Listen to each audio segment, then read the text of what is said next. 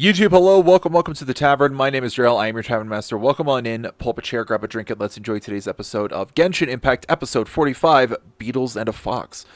This episode, for context, was initially recorded January 28th, 2024, and it has two separate things going on in it, but more on that in a second. I just wanted to say a portion of this recording of this episode involves recording from a previous episode, which some of you might remember, the summer event right before we went to Fontaine, where we did the beginning of, or at least more of the beginning of Tighnari's story quest, because I wanted to have at least the most of the story quest in the episode. Moving on, the first part of this episode is the Arataki Blazing Armor Beetle Battle Boot Camp. And since I felt that was a little too short at the time for what I wanted, I then completed Tighnari's Act 1 of his Vulpes Zerda chapter, and that first act was titled The Unanswerable Problems. So yeah, the Tighnari's story quest is technically two little episodes that I'm going to edit together after the Arataki Beetle Battle Boot Camp event. And that's about it. I don't have much else to say. I hope you all enjoy. If you do enjoy today's episode, like, comment, and subscribe. Ring the bell so you're notified when new episodes come out. And if you want to catch my streams live, you can follow me on Twitch through the link down in the description. Beyond that, I don't have much else to say. Hope you all enjoy, and I'll see you all at the end. See you later. I am a professional. That's totally why I remembered to move my mic back over in front of me when I started streaming. Totally a professional. Anyway, howdy folks, hope you all are doing well today. It is I, Drail, your Tavern Master. Hope you all are doing well. So current plan is kill everyone, finish commissions, and then go do Beetle battle. Look alive! Nice, okay. Alright, that's it for the domains. Okay, and then we'll go heal up in here, and then we'll go continue the bug event. I accidentally stumbled into the Onikabuto event because I was just traveling through Liyue towards the Adventurers Guild, and then it threw me in a cutscene, and I was like, oh god, what did I do? And then I talked to Shinobu and Yanfei and was reminded. I'm suddenly feeling a bit warm. Maybe I've been eating too much spicy food lately. Oh no, you poor thing! It could be a fever. Or maybe the humidity's making you overheat? Wait here. I'll go get you some iced tea. Aw, they're friends.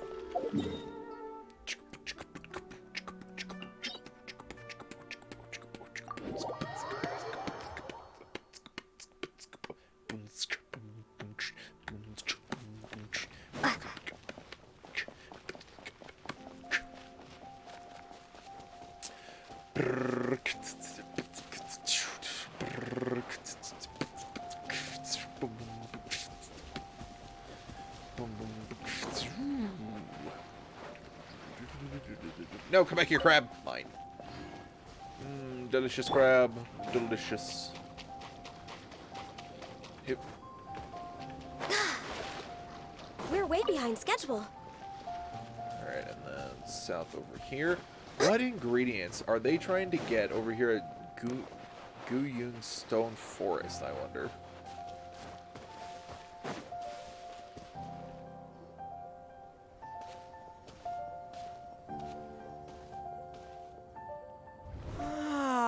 I see it now. A hard shell, a whole bunch of legs, looks like a born warrior. The crab is the Onikabuto of the sea! Throw one of these bad boys in the ring and your Onikabuto will have to seriously up its game. That's right, Oni King! Technically, the crab belongs to a different species, but it has all the qualities of the perfect warrior beetle. pitting Onikabuto against crabs during their training is a surefire way to rapidly improve their strength. Then it's time for Crimson Staff and Ironclad Beetle King to train harder than ever before. No rest until they've flipped every crab in the area onto its back. And once they're done, we'll just need to stoop down and scoop them up. No more chasing crabs all over the beach. La la la la la. Looks like Xiangling and Guoba are part of the gang now. Time for Onikabuto versus Crab. Uh-huh. Traveler, Paimon! Fancy meeting you here. Are you guys out for a walk or something? You could Hey, say. Xiangling! Hey, Guoba! Well, we were going to gorge ourselves at one mean restaurant, but then we ran into Yanfei and Shinobu, who told us you were closed for a few days. So we figured we'd come find you guys and see if you needed any help. Aw, you guys. Thanks for being such loyal customers. It's so kind of you to help. With Mr. Ito and the Grandmaster helping me for the last couple of days, we've actually got most of the things we need now. All that's left for us to get are some fresh crabs. Nice. And Crimson Staff and Ironclad Beetle King will be able to round them up for us in no time. If everything goes to plan. Oh. Uh-oh. I may have spoken too soon. It's a geofiship hatchling! Bootchucker! Hanakata, watch out! Hold on, stay calm. I'll assess the situation. Hard shell? Check. Legs? Not too many. But it more than makes up for that with the whole rolling thing. Yeah, looks like a mean fighter. This is what you want to train your Onikabuto against. What? How right you are, Oni King. With a training partner like this, an Onikabuto is sure to reach the apex of its abilities. Guys, this thing would crush your Onikabuto underfoot. Are they serious right now? Wait, I think I recognize that thing. It's always rolling around on a nearby island. It's made quite a reputation for itself as far as Guyun geoviships go. People have taken to calling it Crystal Tornado. Why tornado? Why not earthquake? It's because if you ever set foot on its little island, then it whooshes over and gives you a nasty whack on the head. It's really aggressive. How did you come to learn that? Oni King, allow me to send in the troops. I shall monitor the battle from a safe distance to assess our enemy's prowess. Go, Ironclad Beetle King! Test your challenger to its limits! Guys.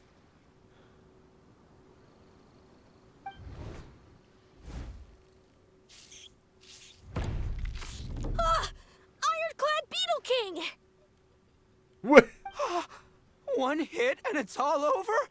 I don't believe it. That's not possible. Okay, listen up, Grandmaster. The glorified pet rock is clearly tougher than it looks. Time to show it what we're really made of. I'm sorry. Glorified pet rock. Ito, I know it's a little smaller than you, but it's still larger than an average human. And it's got rocks protruding out of it. What? From what I've seen, our opponent has a lot of brute force, but no finesse. Lugging all that weight around is a recipe for crude and clumsy attacks. And if you don't land the hit, it ain't worth squat. Luckily for us, our Onikabuto have a little thing called agility on their side. Go, Crimson Staff! Dodge the limbs and tail, wait for an opening, and aim for the...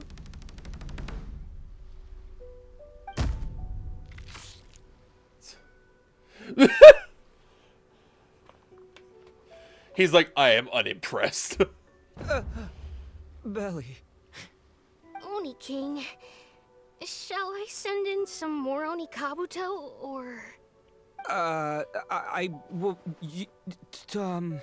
What? Guoba! Wait, what's Guoba doing? No!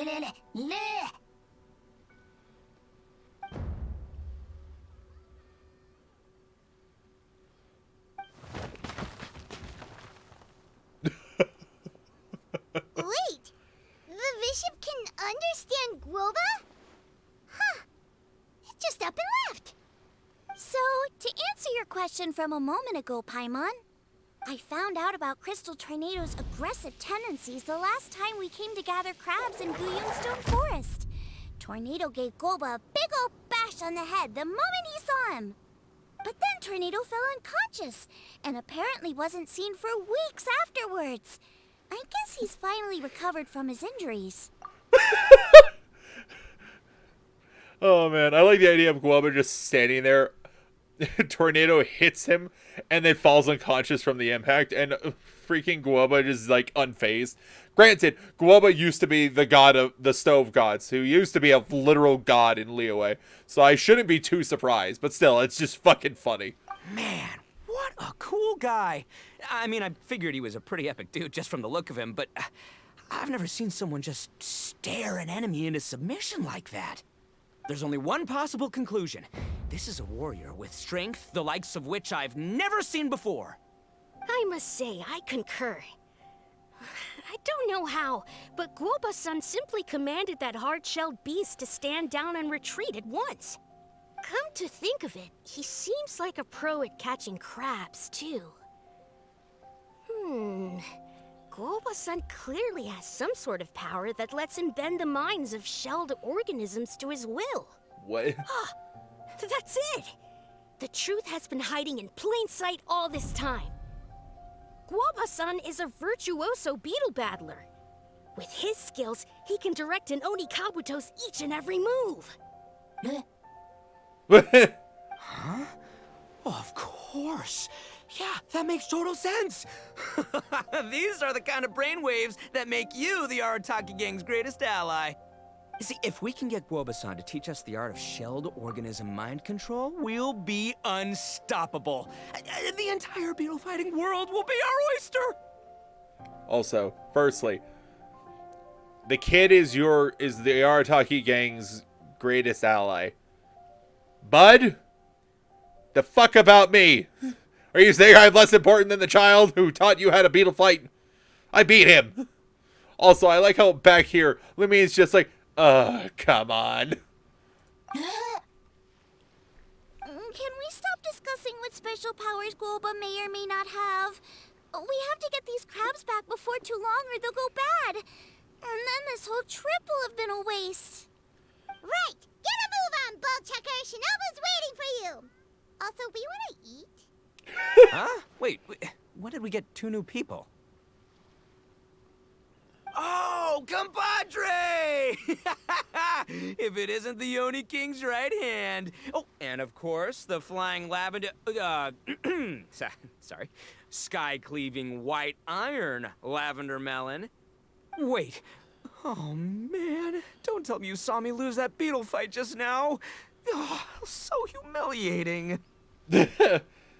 It's all good. Nothing we haven't seen before. My bad. Sorry for lurking. Oh, come on! There's nothing to be embarrassed about. Oni Kabuto don't stand a chance against the Geovishap hatchling. Next time, just give it a couple of whacks with your club. But that would defeat the whole purpose. Let me explain. Now, it's no secret that you've kicked a fair share of butt in your time. And from what I hear, that includes some of the biggest, most powerful, and meanest butt around. Correct. So how'd you do it, huh? Were you born stronger than your most fearsome foe? No! Do you rock up to every fight believing that your odds of winning are 100%? Of course not. You start with an impossible goal, defeating the unbeatable enemy. And then you do whatever you gotta do to achieve it. Because even you can't know how much potential you have until you push yourself past your limits. That's how you make yourself not just stronger, but stronger than you ever imagined you could be. Flee the fight once, you'll probably flee the next time. And the time after that, next thing you know, you're that boring little twerp who never had the guts to put himself out there. Because when you flee the fight, all you're really running away from is the person you could have become. Wow. Couldn't have put it any better than myself. What's gotten into Bullchucker? He actually said something that made sense. For once, Paimon has nothing to argue back. You hear that? Guoba's getting hungry. Crystal Tornado's gone now anyway, and your Oni Kabuto won't be ready to fight again anytime soon. So, are you just gonna or... Chef-sama makes a good point. We are still far from being worthy enough to seek the tutelage of the mighty sensei, Guoba-san. Guoba, never change.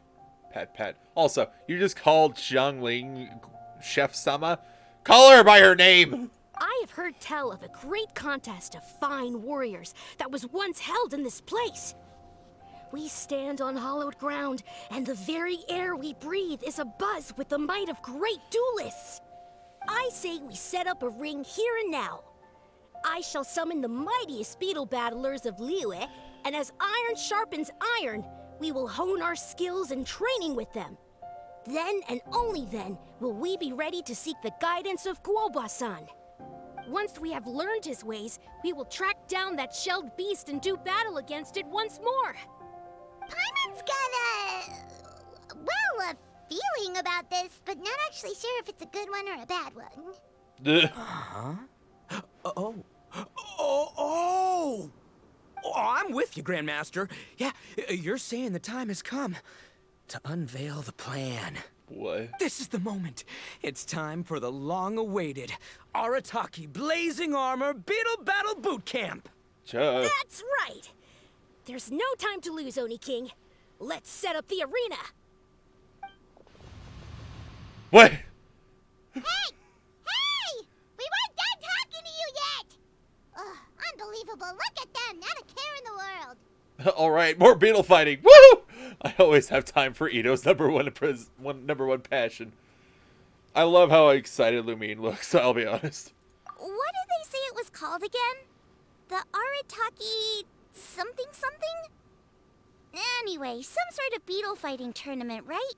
I think Hanakato might have mentioned it before. If I wasn't so busy with work at the restaurant, I'd love to take Guoba along and watch. But right now, the top priority is dealing with all these fresh crabs. Come on, let's head back.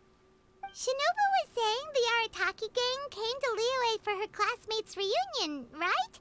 Won't throwing an impromptu beetle fighting competition interfere with their plans? Well, not much we can do about it except head back to Wanmin and tell Shinobu. Fair.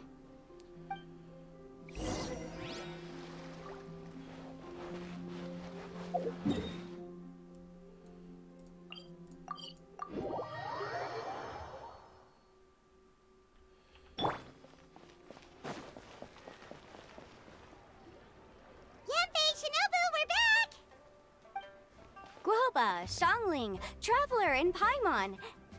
Wait, where are the other two? Let me guess. Ito and Hanakato are up to their usual antics. We'll fill you in shortly. First, I need to get all these pristine ingredients safely stored away. The mistflower corollas won't keep the crabs cool for much longer. Plus, the Traveler and Paimon are valued customers, eagerly awaiting a grand feast. I'll get cooking. Then we can catch up while we eat. Xiangling, you're a saint. Xiangling and Guoba whip up a meal from ingredients collected on their trip. It's not long before an exceptional meal is served. But by now, Yanfei and Shinobu are hungry too. The feasting begins. As you dine, you tell Shinobu and Yanfei about Ito and Hanakato's run-in with Crystal Tornado and the plan to hold the beetle fighting boot camp.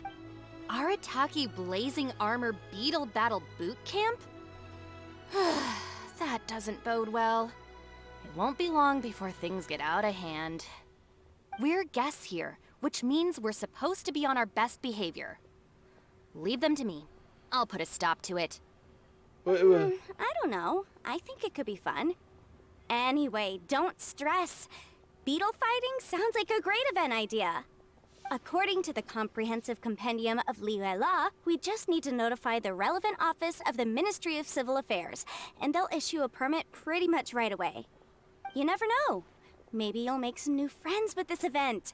Then you'll have even more people to hang out with when you next come to Liyue. Yeah, and you can bring them all to Wanmin Restaurant for your meals. Wait. First the event, and now you're already planning our next trip?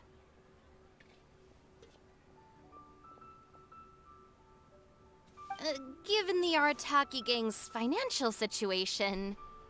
Ah, come on. You gotta learn to cut loose more. You came all this way. You should be focused on catching up with old friends, making some new ones, and just generally hanging out and doing lots of fun stuff. Smart words, Yanfei. Not to mention, Shinobu, if you need money, I could front you some money. It's fine. I have 34 million Mora. It's fine. I need to be at the Ministry of Civil Affairs shortly for something else anyway, so I can get the ball rolling for Ito's thing while I'm there. All right, I'll handle that while you guys head back to Ito and help get the venue set up. I'll join you later and bring the permit with me. Thanks, Yanfei. And off she goes. Yanfei is in a good mood today. She didn't take any persuading to help out with the event. Well, event planning's right up her alley. She was an officiator in the Masterful Chefs contest, and she has a lot of contacts because of her work. She's also on vacation at the moment, and her old friend Shinobu's in town. That's definitely put her in the mood to have some fun. Well, I've missed my chance to discuss the issue of our funds. Guess I've got no choice but to deal with Boss directly now. Traveler, Paimon, thanks for all your help so far. I promise I'll make it up to you the next time we meet. What do you mean we're coming with you? You mean you don't need us to come with you? Well, if Ito's serious about defeating that Geovishap hatchling with Oni Kabuto, Paimon's kinda curious to see how everything goes down. We'll help you deal with Boss. Now that you mention it, didn't you help Boss out a lot at the last one of these? The almighty Arataki extraordinary and exhilarating extreme Beetle Brawl? Yes. Oh, we didn't really help out. We just played a few matches. But it was actually super fun. Either way, it sounds like you understand Boss's perspective far better than I do, so maybe you'll be able to help me talk some sense into him. I'll take all the help I can get. Sure, or, maybe we could just let him go ahead with it, huh? Shinobu's like, please, nothing more. And Lumine and Traveler are just like, Lumine and Paimon are just like, let's play.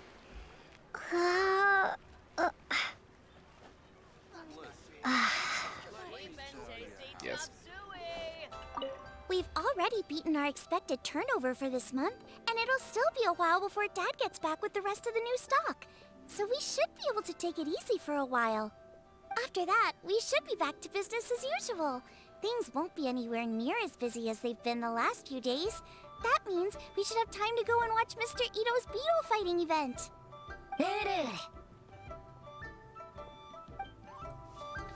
Nice. Alright, over to Guyun. Can I just teleport right there? Thank God. Thank God. All right, boss. Fun time in Liyue is over. Let's head home. Cookie. Shinobu, I can explain. No, you can't. Our funds have run out. We've spent too long here. After buying our tickets for the boat home, the gang fund is down to double digits. How can we possibly afford to hold a tournament? Yanfei-senpai very kindly offered to handle the legalities, otherwise you wouldn't even have a permit. Are you expecting her to foot the bill as well? Put a stop to this now, before things get out of control. But you don't understand. We have a situation here. Normally, I'm happy to do things your way, but the Arataki Gang's 2 top Oni Kabuto warriors just lost to some pet rock. Look, we have a whole arena set up and everything. If we back out now, we'll be the laughingstock of the entire beetle fighting world. You've lost plenty of beetle fights before. Even I can beat you, and I'm not even a serious player. Why are you so bothered about losing to some Bishop hatchling? The fact that, it turned stormy while we're having this conversation is funny as fuck. Also, I'm pretty sure this is Thunderous Storm, so I'm gonna get struck by lightning. Oh, Shinobu! That was a low blow. Anyway, that's ancient history. I'm on a whole different level now. There isn't a single beetle fighter out there who can touch me. I'm serious about beating that pet rock. Don't think I've got what it takes? And try me. Gladly. You want to do this the hard way? We'll do it the hard way. Grandmaster Hanakato, get me and Boss a beetle each. Maybe he'll be more amenable to reason after a crushing defeat. If I win, you have to come back with me. No complaining, and no making any more trouble for Yanfei-senpai. Shinobu, Oni King, You're really doing this, huh? I didn't think you'd take it this far. Okay, so sky-cleaving white iron lavender melon, I delegate this challenge to you. Wow. You're making Paimon fight me? No surprises there. They're so smug. Hold on, I gotta save this. Fucking Jesus. They're both so smug, and I love it.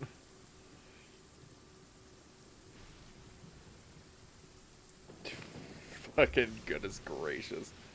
Oh. Ito is so predictable. What Bullchecker is really saying is, if you want to fight the Oni King, you have to go through sky-cleaving white iron lavender melon first. Exactamundo, amigo. Sky-cleaving white iron lavender melon is one of the Arataki Gang's top Beetle fighters, but even she isn't in the same league as moi. So Shinobu, if you want to duel with the Don, you gotta beat the Milan. Except, Paimon refuses. Wow! What? Even Paimon knows that you can't just expect other people to pick up your slack all the time. It's not right. So if you're out of Mora, then tough luck. You gotta watch your spending.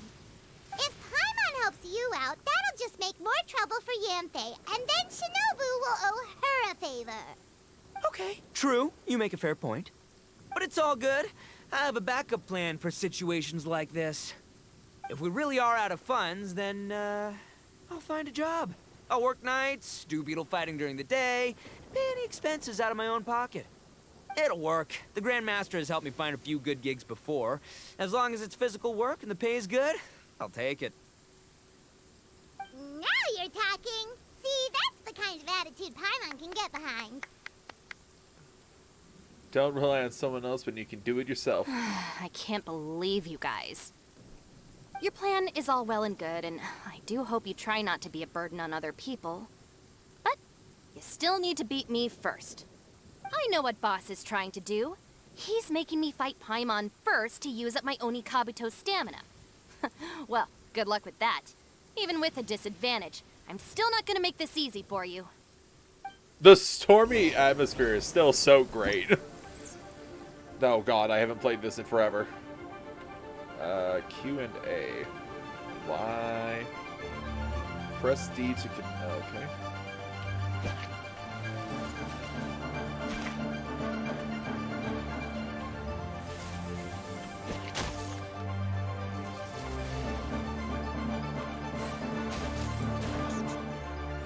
Alright, I forgot it had a shield.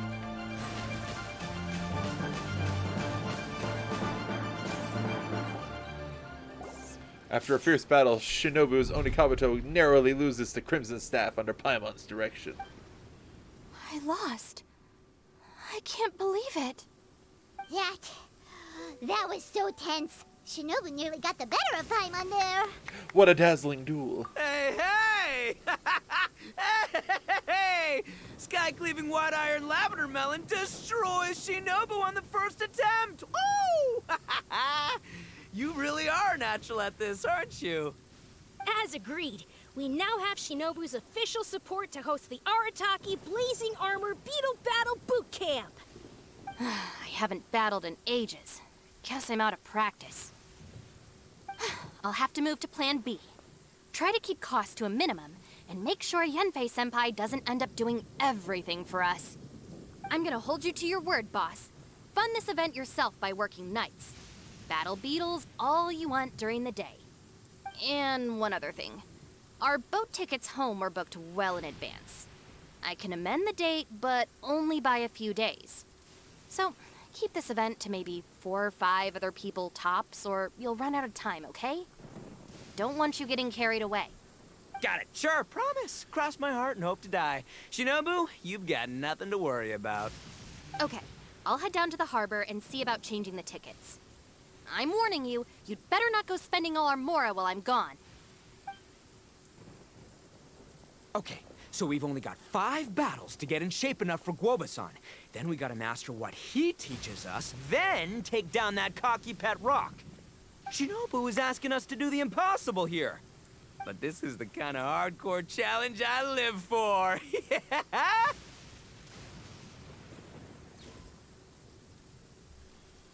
Don't worry, Oni King. I'll find people to join us in our great training endeavor. So long as there are worthy beetle battlers to be found, I'll be sure to sense their presence and bring them over to our camp. We haven't been in Liyue for long, but I'm certain that this vast land is filled with mighty warriors. We'll have no trouble finding but one of these each day. Now, as for the esteemed Oni King's right hand and honorable sky-cleaving white iron lavender melon... We've done our part. We saved your butts by getting Shinobu to agree to this. Paimon saw the look of sheer terror on your faces. You're clearly no match for her. Saw the look of sheer terror on your faces. It would be conventional to show your gratitude with a gift. Oh, of course. I will, leave it to me. I'll come up with something. You'll get your reward, don't you worry. In the meantime, if the Oni King's right hand and sky-cleaving white iron lavender melon don't have other plans, then prepare to watch history in the making. Because in a few short days, I, the bona fide Beetle Battle King, will raise my game to new heights, win the respect of Guoba-san, and become a living legend! Booyah! Cool. Yeah, we'll be watching. So, no pressure or anything, but Why does she sound like she's in a cave all of a sudden? if you mess this up and everyone completely wipes the floor with you, we'll see the whole thing. Wow! What a threat. Tap the forward button to distract Oni Kabuto, expend a small amount.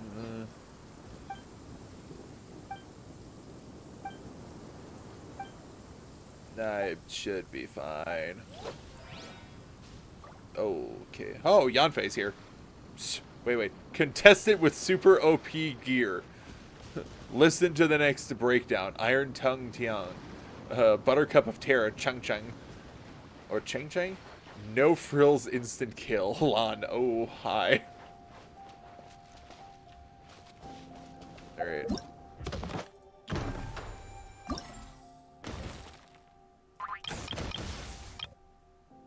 Done. Done. Done, done, done. What?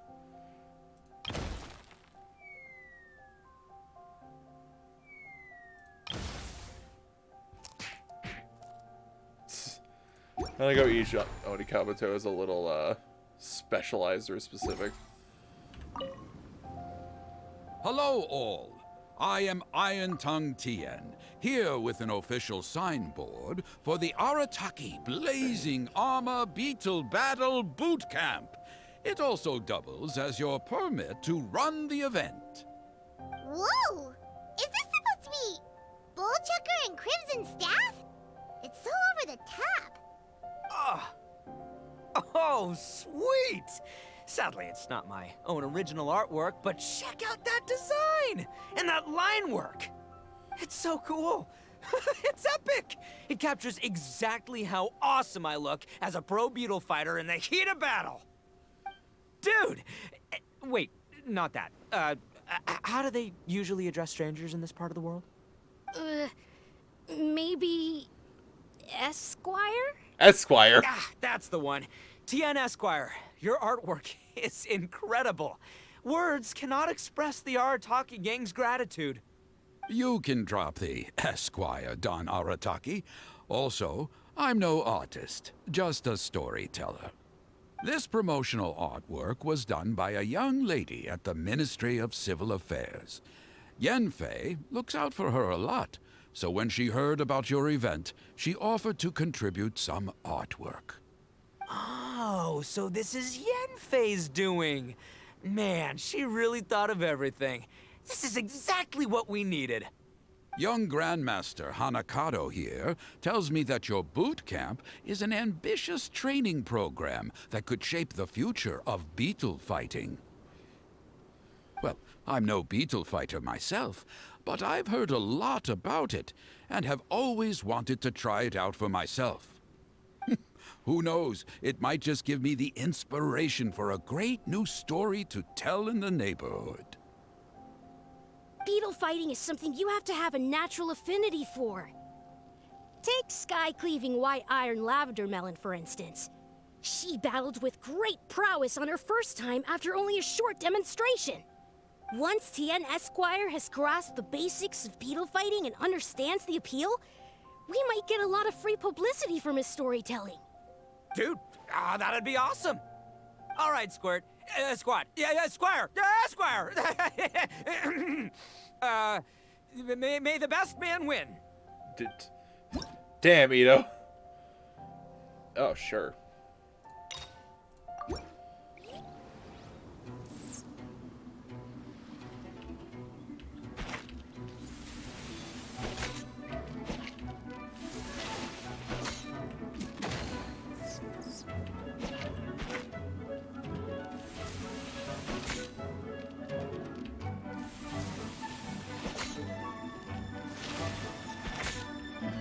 Oh, God. Ah!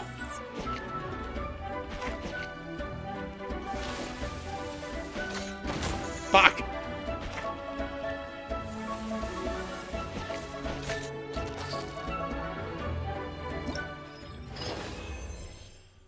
Perfect. This level of intensity is just perfect for such a contest. Ah, wonderful. I can see that the Arataki Gang has transformed beetle fighting into a fiercely competitive high-adrenaline sport. Yes, there are the rudiments of a fine tale here, to be told time and again. Great dueling with you, Tien Esquire. The pleasure was all right. What? The phrase is, the pleasure is all mine, Oni King. Details schmeetails. Point is, thank you for supporting our boot camp. I extend my gratitude to you too, Don Arataki. I intend to stay here and watch a while longer to further enrich my writing.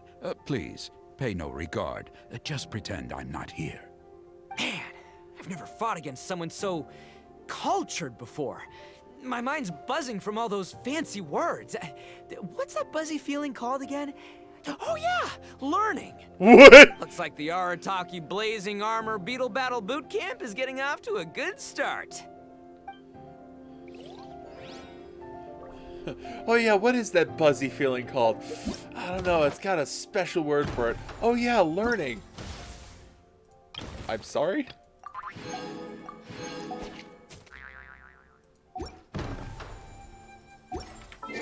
Okay, small break. I'm gonna... Actually, firstly, I'm gonna make sure my volume is fine. Because I'm sure it got swapped again.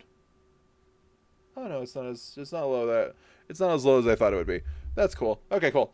I'm gonna take a small break and do some stretching. We'll be back in a couple minutes. Hey. Back to the game. Here we go. Oni Kabuto are our friends, like cats and doggies. Another kid? Oh, didn't we go through this last time? Well, yeah, but Grandmaster Hanakado's a kid too. And one of the other kids from last time was actually pretty good, so age is no measure of a beetle fighter's skill. Although, Buttercup of Terror has no prior beetle battling experience, her chosen Oni Kabuto has the air of a formidable warrior. I don't know what you guys are talking about.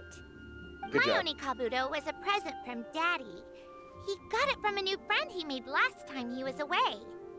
Oh, your father sounds like a real stand-up guy.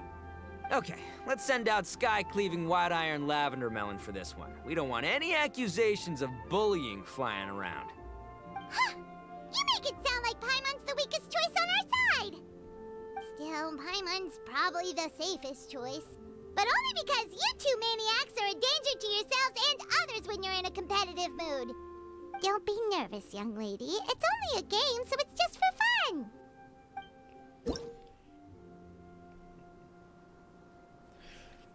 I love the idea of Chang Chang being like, good, I will destroy you.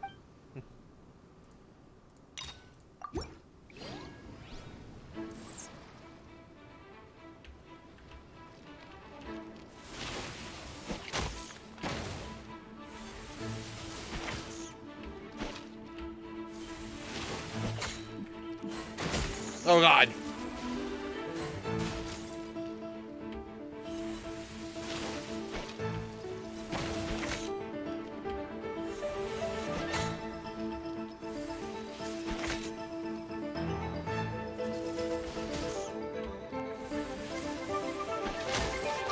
There we go. It's over? What fun. Paimon nearly messed that up. Oh, I nearly died of a heart attack. That little beastie is fierce. Even I would have had a hard time. How'd you get so freaking good at this without a teacher? Is everyone in Liyue a born warrior or something?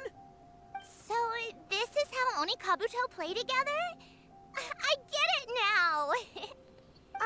Do you have time to play some more? And I also want to watch you guys play too. Oh. Looks like Buttercup of Terror has a real knack for this. Oh, kinda terrifying.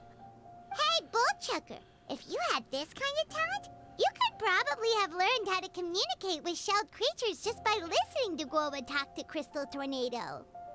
Ha! Yeah, I wish.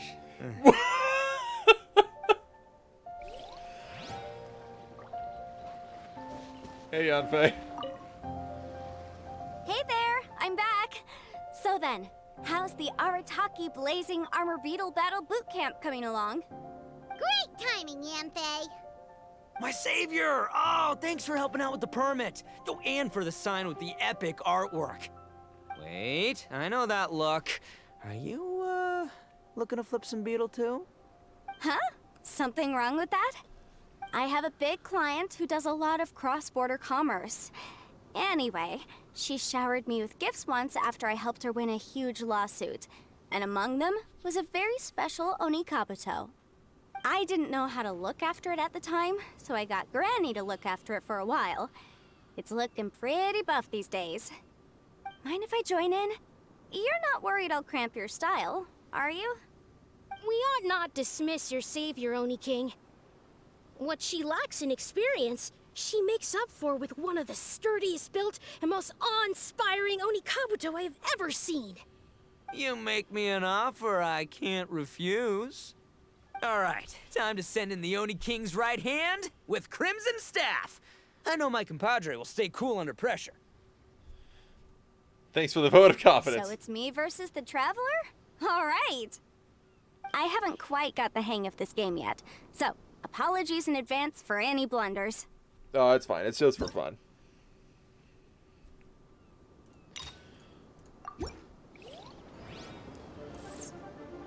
Oh, it's bigger than Crimson.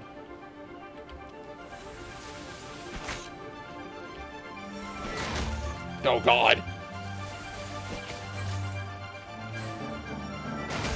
Alright, shield does nothing.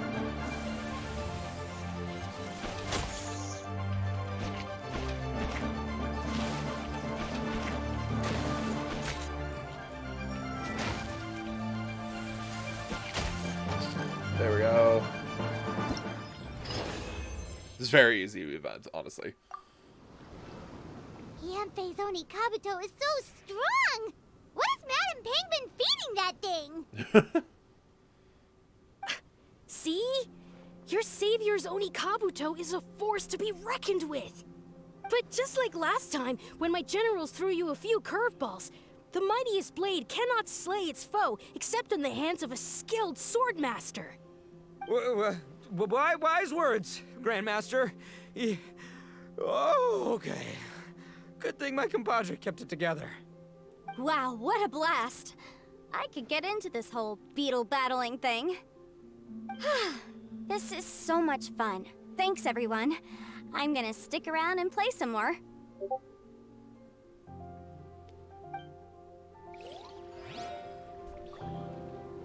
Alright, time to face Lon.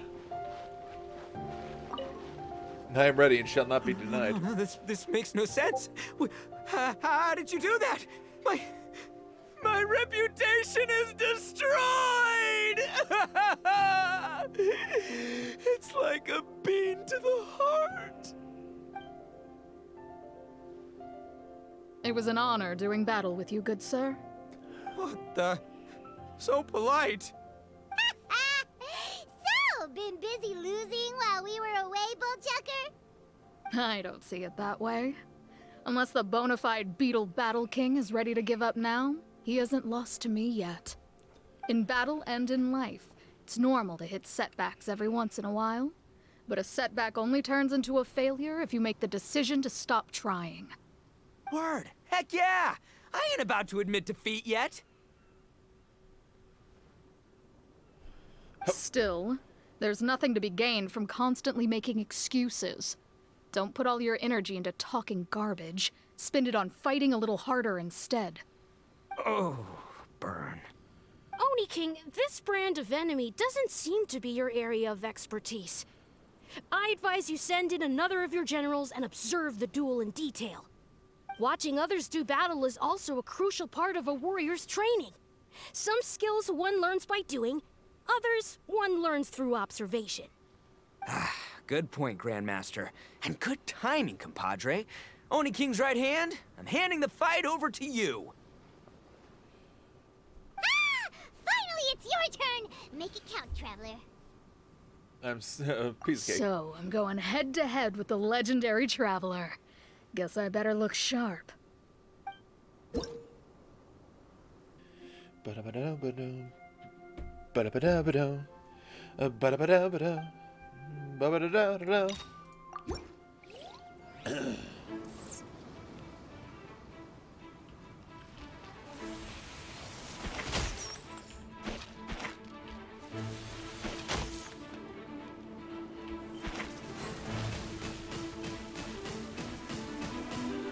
Oh.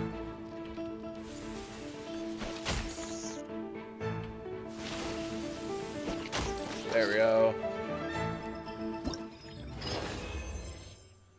You're amazing. Thanks for showing me how it's done. Nicely done. You beat me. I'd go as far as to say that it's an honor to lose against the Traveler. Ah, so that's how you do it. I never would have thought of that. Yep, when you're up against a cunning enemy, you gotta get creative. Yes. When your tactics fail, you have to change your point of view. In our journeys far and wide, we often have to think on our feet.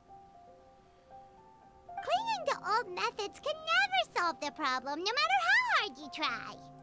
I just realized, considering how Yanfei was talking about Madam Ping earlier, I'm really, really hoping that the final challenger is Madam Ping.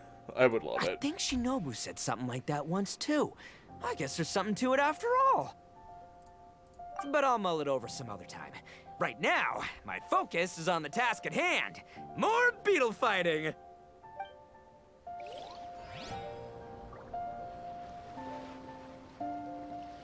Oh, it's Kawaba himself. Count Crushmore's companion god of cookery. Calamitous Colossus Count Crushmore. Okay, let's go. Hey, good to see everyone. How's it going? Having fun? Xiangling Guava, you finally made it. Well, Bullchucker's certainly having a blast. The day has finally come. Guava-san, I've been training hard at the Arataki Blazing Armor Beetle Battle Boot Camp, and now I want to show you just how far I've come. And Crimson Staff, too. If my progress satisfies you, then please, teach me. Show me the way to communicate with Crimson Staff, Crystal Tornado, and all the shelled organisms of this world. Do that, and I swear, once I become the reigning champion of the beetle fighting world, I will build a mighty statue in your image at the Arataki Gang's beetle fighting headquarters. What the? Guava-san got a brand new Oni Kabuto. That does not look normal. Ah, it appears to be not a typical Onikabuto shell, but one built of resilient wood. Is it wearing a suit of armor? We told Granny all about your Onikabuto boot camp. It really piqued her interest when she heard that Guoba was getting a disciple. As it turned out, a friend of hers had made a whole bunch of gardening and landscaping machines to look after the silk flowers on the terrace. They're called bloom pruners. The bloom pruner can transform into the shape of any creature to blend into its environment. Squirrels, butterflies, finches, you name it. And of course, Onikabuto too. Oh, so it's a robot. So, Master gave Guoba a bloom pruner and got it to take the form of an Onikabuto so it can battle against you. That's pretty high-tech for a gardening appliance. Xiaoling's master is Madame Ping, so Madame Ping's friend... Aha! Of course! It was Cloud Retainer, wasn't it? Zip, don't spoil it. No machine can compare to a real live Onikabuto warrior. Did Guoba-san pick a dumbed-down enemy on purpose so we can showcase all our awesome skills? You may be wise to temper your optimism, Oni King. My beetle senses are failing to detect this Onikabuto's might. Or perhaps it's too profound for me to fathom. It's not even alive. There's nothing for you to sense. Anyway, Guoba-san may possess limitless power, but a warrior needs to be one with his weapon. The bond between Onikabuto and trainer is forged through blood, sweat, and tears, not wood, mesh, and gears. Crimson Staff and I are like glove and fist. Let's get this duel going. It's time for Guoba-san to witness my true potential once and for all.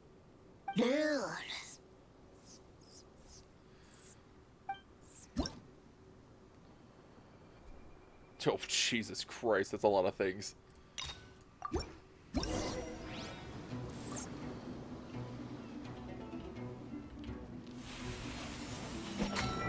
Oh, God.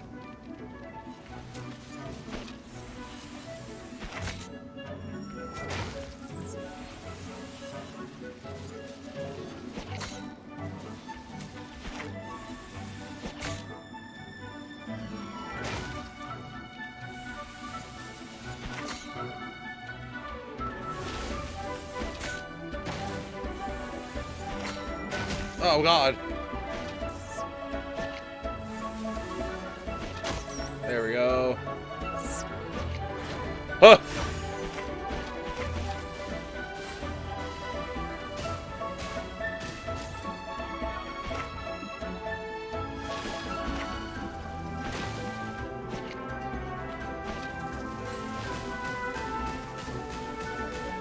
Oh, dear.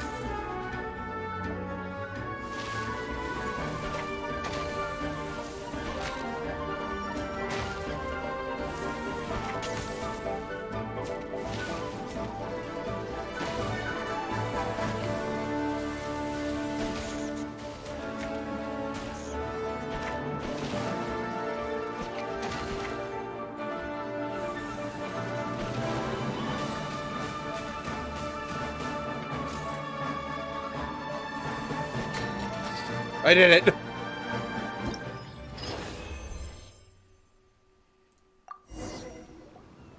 Whoa, Bullchucker sure made short work of the bloom pruner. I won! Victory is mine! With my trusty Crimson Staff, I have defeated the mighty Guoba-san! Phew. Alrighty then. The moment I've been waiting for. Guoba-san, if I have earned your recognition, I humbly ask you to teach me the ways of shelled organism communication. Huh? Guoba-san, you look pleased? But you just lost to me in battle. Does this mean you're proud of me for my swift progress? Oh, shucks. I don't know what to say.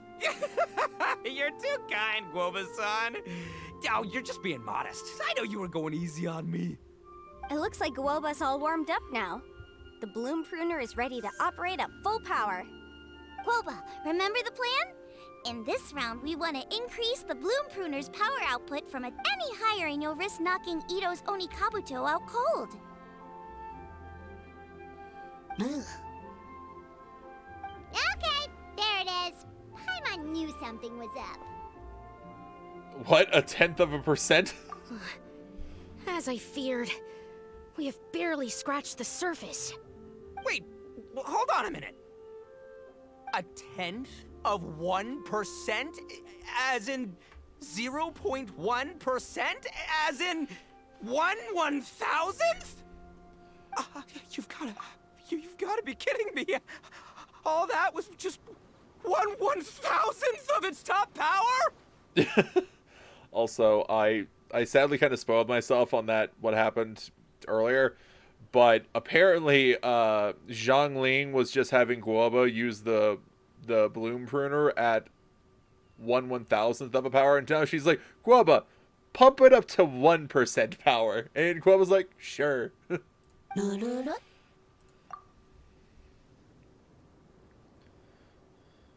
Guoba's a little confused. You did say you wanted to train your Onikabuto to defeat Crystal Tornado, correct? I thought it would go without saying given the size. The bloom pruner has to shift rocks the size of casserole dishes, so obviously it has to be pretty strong. Even then, Crystal Tornado is bigger still. It dwarfs me and Guoba, and it's even taller than you. That's impossible! If we were talking, twice as strong as the last fight, I think I'd have a shot. 10 times as strong, and we're already looking at losing most, if not all, of the time. About 1,000 times stronger? Who am I kidding? It's hopeless. When your tactics fail, you have to change your point of view. In our journeys far and wide, we often have to think on our feet. Is this how he hears Paimon speak?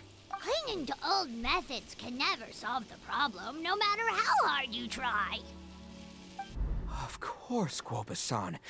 This is what you've been trying to tell me all along. I gotta study mechanics, then build a suit of armor for Crimson Staff that'll take his abilities to a whole new level. Or maybe, heck, I could build a bigger, stronger mechanical Onikabuto, piloted by Crimson Staff under my direction. An Onikabuto piloting a mechanical Onikabuto? How do you expect to pull that off? Does that even still count as a Beetle battle? Dare to dream. Seeing the power of Bloom Pruner has made me realize something. There's a natural limit to Onikabuto's strength. People have tried to tell me this before. Shinobu, the Grandmaster, especially Sky-Cleaving White Iron Lavender Melon. Admitting defeat is shameful, but not even trying to mix up your tactics one time? That's just plain stupid. Guoba-san has shown me a new path. Mechanically modified Onikabuto. With this new technique in my arsenal, size will be no obstacle to me and my valiant Beetle warriors as we set out to beat Crystal Tornado once and for all. Looks like Woba's not too sure about all that. Mechanics, huh? I'd have to get my master to see if her friend would be willing to help. She's the expert. Did you say expert? Please, Guoba-san, Chef-sama, my savior, introduce me. Thinking of becoming the second Arataki Gang member to study in Liyue, are you, boss? Shinobu, when'd you get back? Time's up.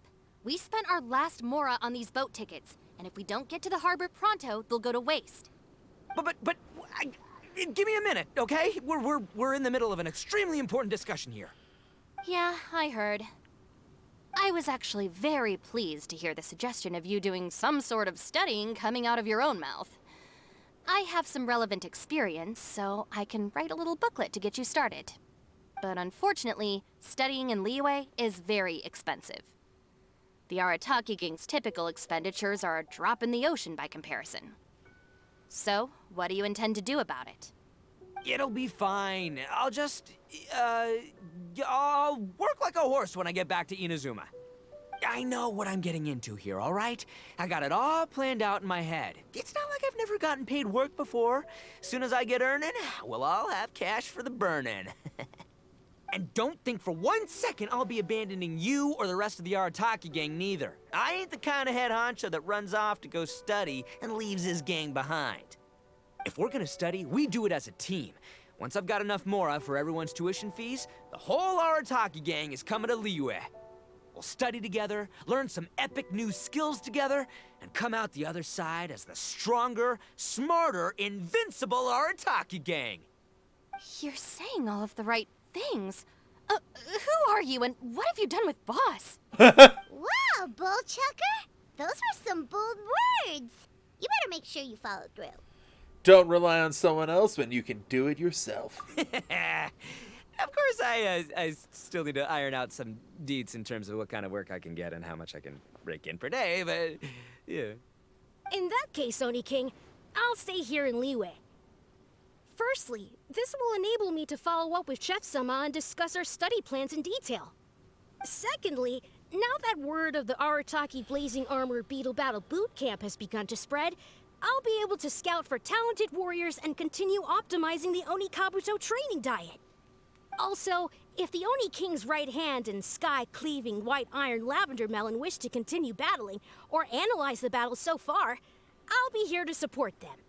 Awesome! Good thinking, Grandmaster.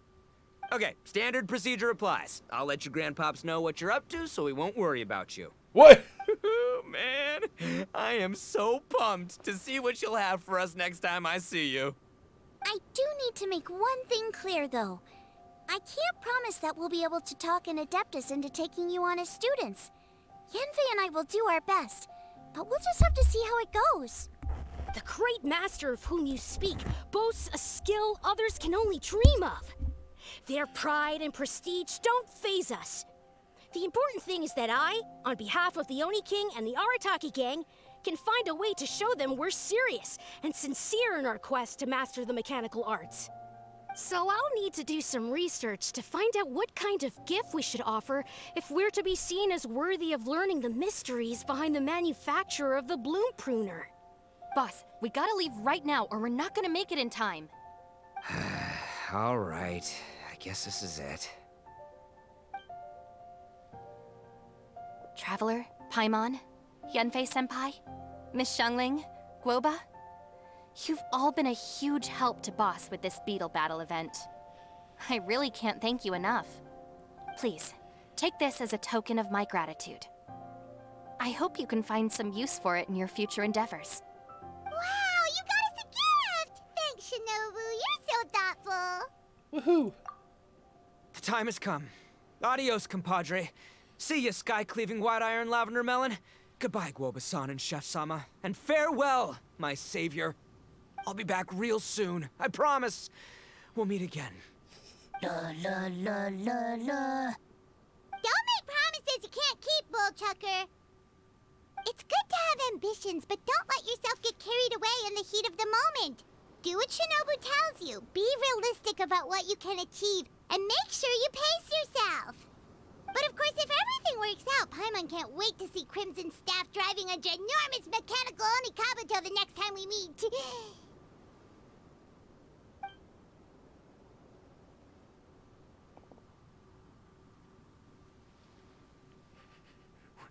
Was he just watching the entire... He's like, what the fuck are they doing?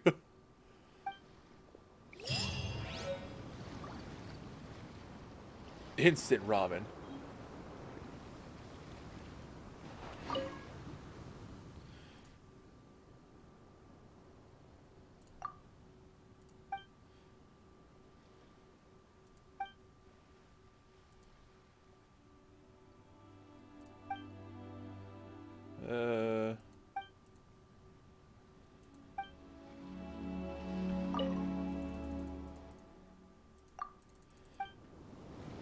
Okay.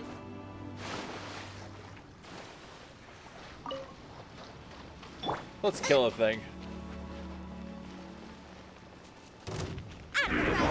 Shine down, born of ice and frost.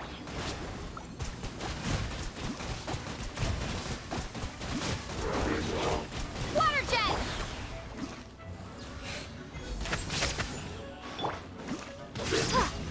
There we go.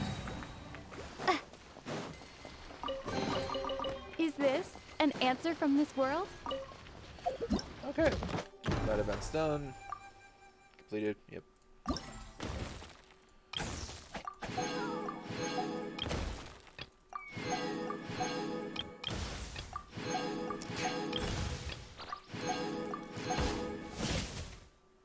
Alright.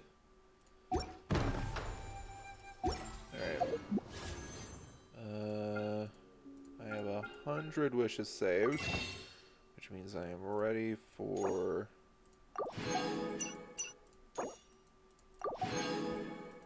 117 wishes saved, 107, which means I'm ready for the next series of events. And then, let's see. I think I technically have... Yeah, I have one world quest that I have active currently.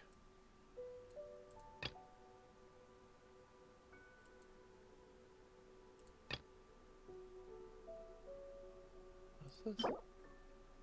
Formula pure water.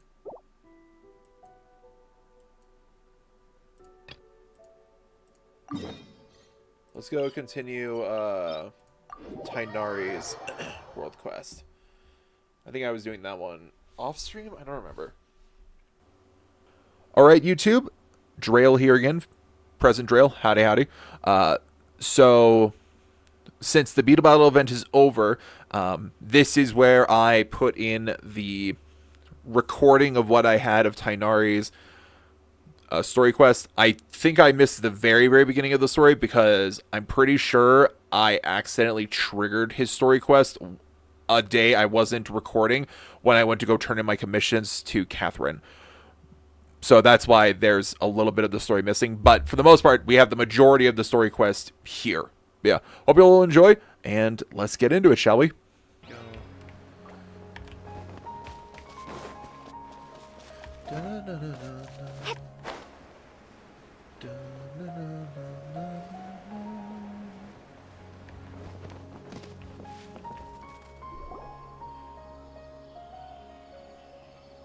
This is where you've been, Tighnari?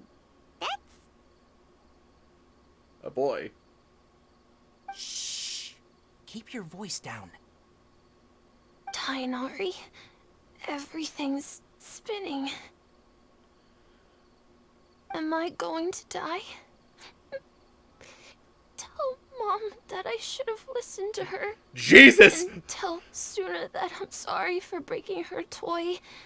I didn't tell her because I was scared that she wouldn't play with me anymore. Tighnari, I heard that people turn into birds after they die. Is that true? I feel like I'm getting lighter. What happened? Tighnari, is he? Okay, enough nonsense. You just have a small fever. Take your medication and rest. You'll be bouncing off the walls in no time. Really? Then, can you keep the thing about the toy a secret for now? What? No can do. You're a big kid now. Once you've recovered, go and apologize. Keeping secrets to yourself won't solve anything. Oh. Hey, let me ask you something. I recall that you're usually pretty healthy. How did you get this sick all of a sudden? I don't know either. Mom's been telling me not to play in the forest. I just wanted to look inside. It's different from before. I got lost and went around in a huge circle. After I got out, I started feeling dizzy. Could it be? The contaminated region? So that's how this whole mess happened. Anyway, go rest. No running around until I say so. Got it? Traveler, Paimon, let's step out for now.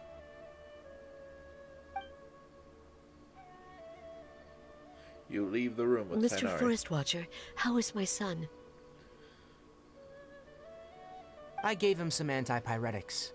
Let him rest here for a while.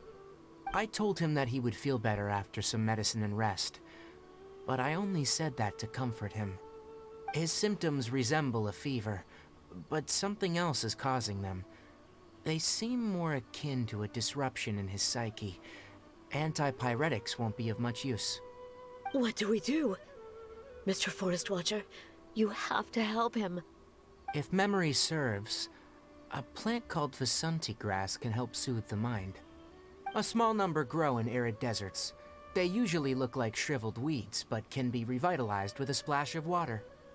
They're expensive and unable to grow in the Avidia Forest's climate, so I don't have any on hand. I'll ask the caravans. Go find Kale. Have her prepare medicinal tools and a set of traveling gear for me. All right. Thank you. I mean, I could go grab him. Contaminated region. Is that why you two are also here? Yes. Yep. Is it a new withering zone? Doesn't seem like one. Whether you look at scale, internal conditions, or resultant effects, they're completely different. The only thing they have in common is that they aren't welcome. This nuisance made itself home in the Avidia Forest, so I can't turn a blind eye. We feel the same way. All right, let's contact the caravans first and purchase some Vasanti grass. We can also ask about the contaminated region. There's no time to waste. We have to move quickly. Let's go. Alright, so question. Can I continue the quest? No. Fuck. Damn it.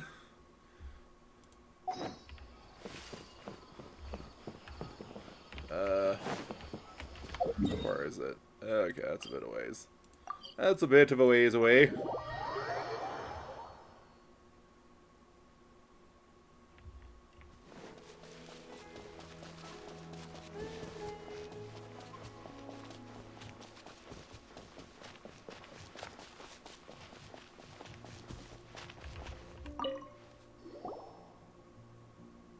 Excuse me. I'd like to purchase some Vasanti grass. Do you have any? I'm sorry, Mr. Forest Watcher, but we've been closed for the past few days. Closed? Now that's odd. It's my first time hearing you say something like that. It's a long story. Some of our goods were stolen recently. They were mechanical parts that we got from the academia. Although they're old models, they still fetch a good price on the market. Our caravans had to pull together Mora to afford those parts. Now that they've been lost, we'll likely come up short this trip. All the merchants talked it over, and we decided to raise the prices of our remaining inventory. Until this plan takes effect, none of us can privately sell anything. I don't get it. If these goods are so important, then why not think of a way to get them back? Raising prices won't solve anything. At best, you're shoving the consequences of the robbery onto your customers. Mr. Forest Watcher, it's not that we don't want to. It's just the thief disappeared into the deepest parts of the forest.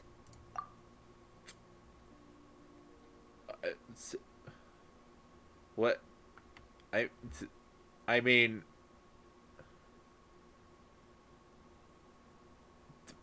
Forest Watcher, head of Forest Watcher, navigates forest right here, and he needs shit from you. What do you mean?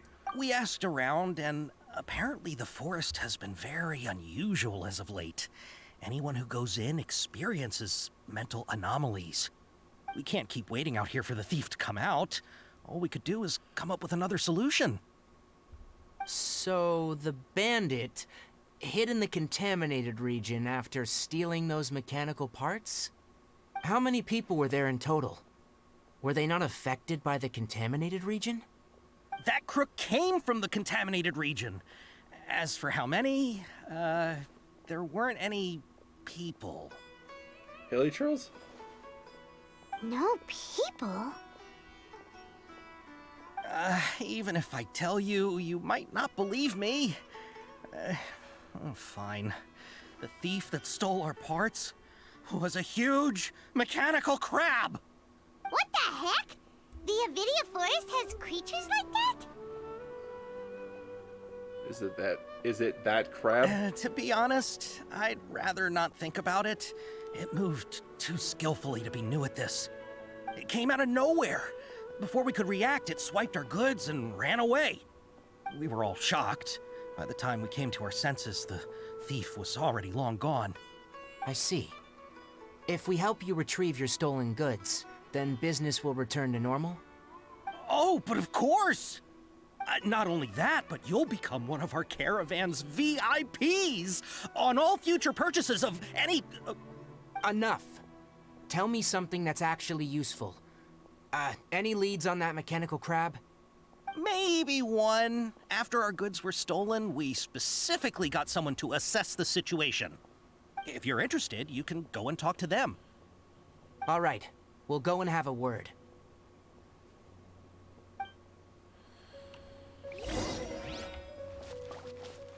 What, huh? Abdo. That mechanical crab is fast, strong, and a pain to deal with. 10 of us might not even be able to take that thing head on. Didn't the academia ban research on mechanical life forms years ago? Where did that thing come from? Most likely Conria. Our salaries even got slashed because of it. Who would have thought that that robber wasn't a human, but a mechanical crab? This is rough. Damn, bro, I'm sorry.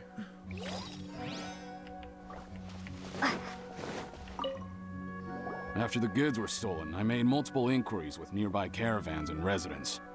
It turns out that many others have also been robbed by that crooked crab. However, the crab only seems to be interested in machinery. It doesn't even bat an eye at other valuables. A caravan carrying a large amount of Mora had an uneventful trip, but another caravan had a child whose metal toy was taken. Interesting. Whatever the case, that thing is a scourge. We'll eventually think of a way to get rid of it. So it sounds like it's literally just looking for parts.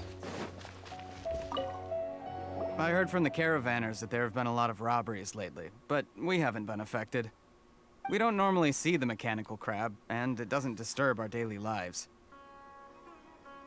It only shows up when the caravans are here, and it runs back to the contaminated region after it's done making a mess. You haven't tried capturing it? We have, but it's too agile and fast. However, we did unexpectedly learn something the last time we tried to capture it. What happened? It apparently lives in the deepest part of the forest, so instead of immediately moving its spoils, it first hides them nearby. Once its stash grows large enough, it moves everything in one go. You'll have to move fast if you want those goods back. Interesting.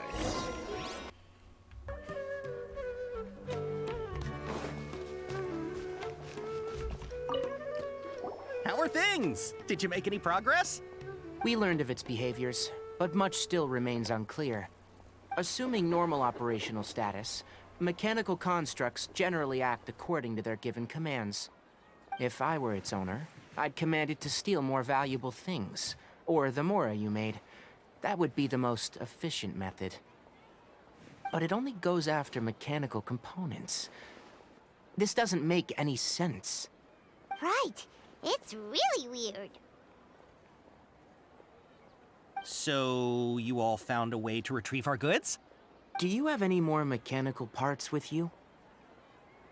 Yes, I still have a small bag of samples. They weren't taken since I keep them on me at all times. Oh, are you planning to... Under constant external conditions, organisms rarely initiate changes in their habits. Here's what we know so far.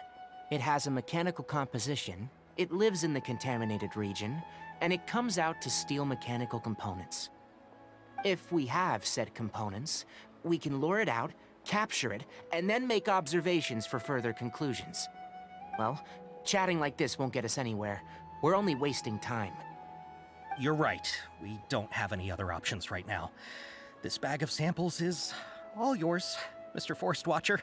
If you can get our goods back, the caravans will reward you generously. We don't need anything in return, but I'll be keeping this bag. I may have other uses for it later. We'll also need to borrow a sumpter beast. Our act has to be convincing if we want the crab to fall for it. Oh yeah, no problem at all. If it means getting our things back, you can even borrow me to do whatever you need. I'll have to decline that offer. Anyway, we'll use the mechanical components and Sumpter Beast to pose as a transiting caravan and lure out the crab. Once it appears, capture it. I leave the timing to you. Don't worry, we're professionals. So you're saying don't bust it up real hard.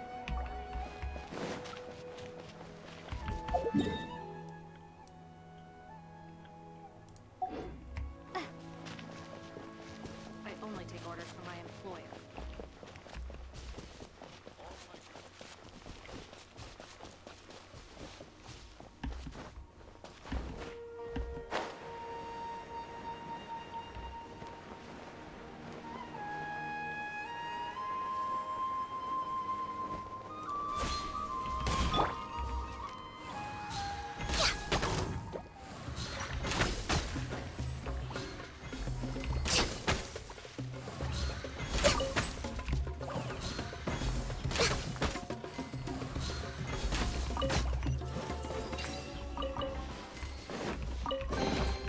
Beautiful treasures are a cause for great happiness.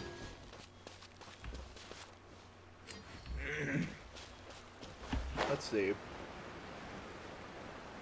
I'm pretty sure it's got to be like a ruin machine, right?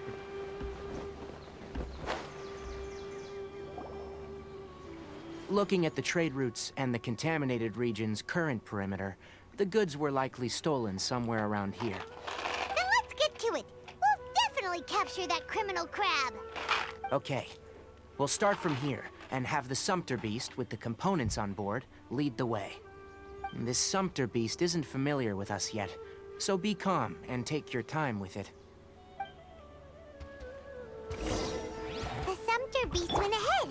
Let's keep up with it.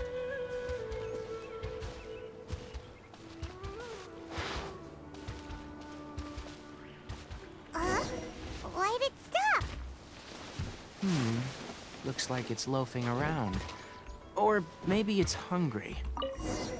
The caravanners grew disheartened after their goods were stolen, so they probably didn't feed their animals as scheduled. Let's give it some... All right, it's moving again.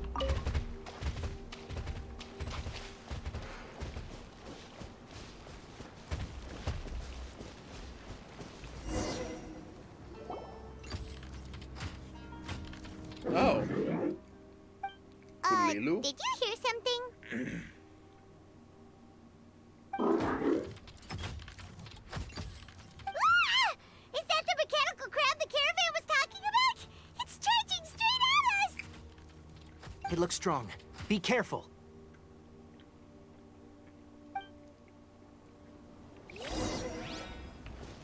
So dubbed the component thief. No touching! It does look different from what I was expecting.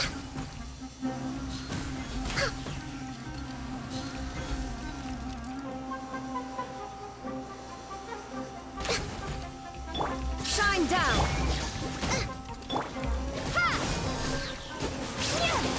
Access denied.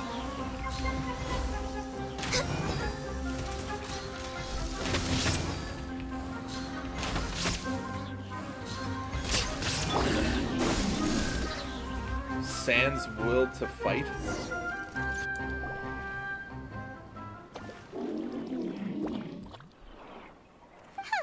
Just try to escape this time, you naughty caravan robbing crab! Hey, playing dumb won't save you. Spill it! Why are you stealing so many mechanical parts? It doesn't seem to understand us. It doesn't seem capable of comprehending complex questions. Keep an eye on it. I'll search around the area for the caravan's goods. After some searching, Tighnari finds the goods. I don't know why you're stealing mechanical parts, but they don't belong to you. Stolen items must be returned to their rightful owners. Any objections?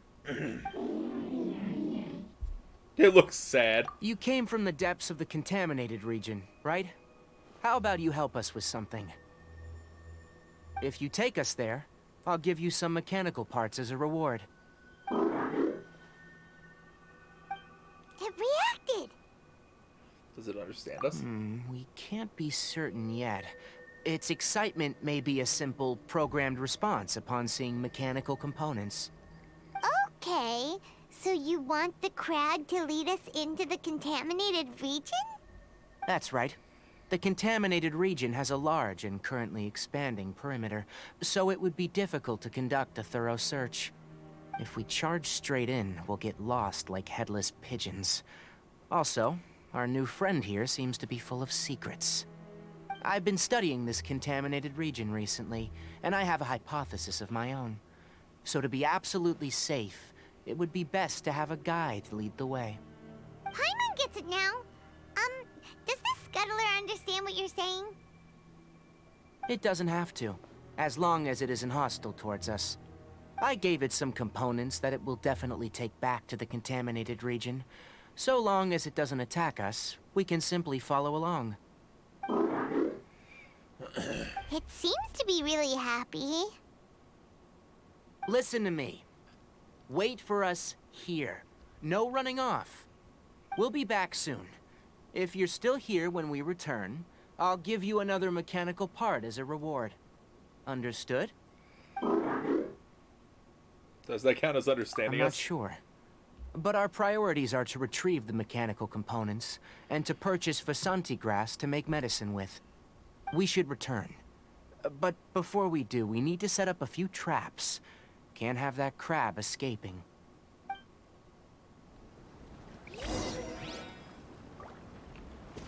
Oh, he did set traps. I was like ready to like set some stuff up, and then he was like dropping bombs, and I was like, oh.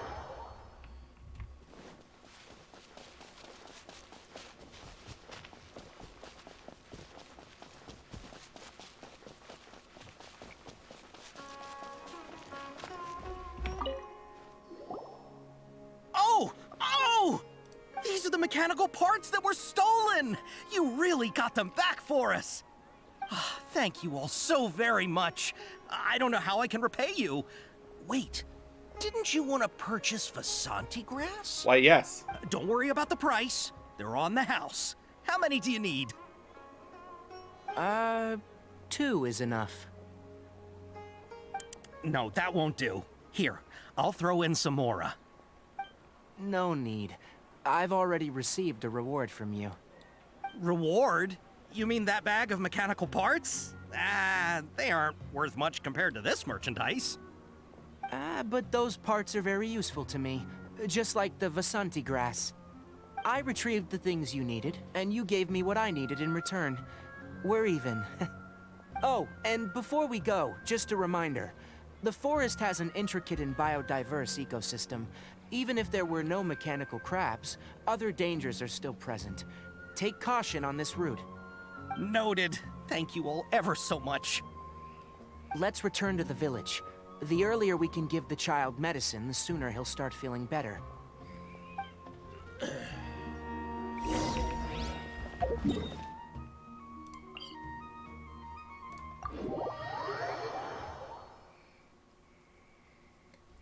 Giving the boy the thing he needs, I switch to A without meaning to.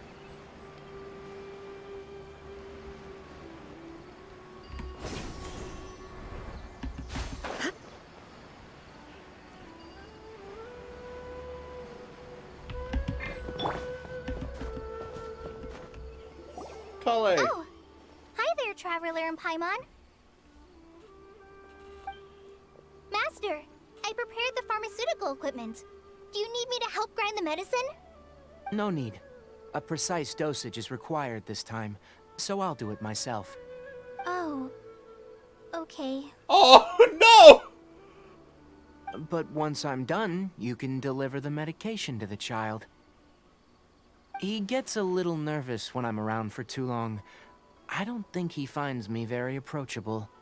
I'll go prepare the medication. Traveler, give me a hand. Sorry, Kale. How is he? Doing any better? I feel like he's doing a lot better, and his temperature is returning to normal. That's wonderful! Oh yeah, He asked me to tell you that Suna came by earlier, and he told her everything about the toy. Suna didn't get mad, so he wanted to thank you. Can I ask what happened? It's nothing.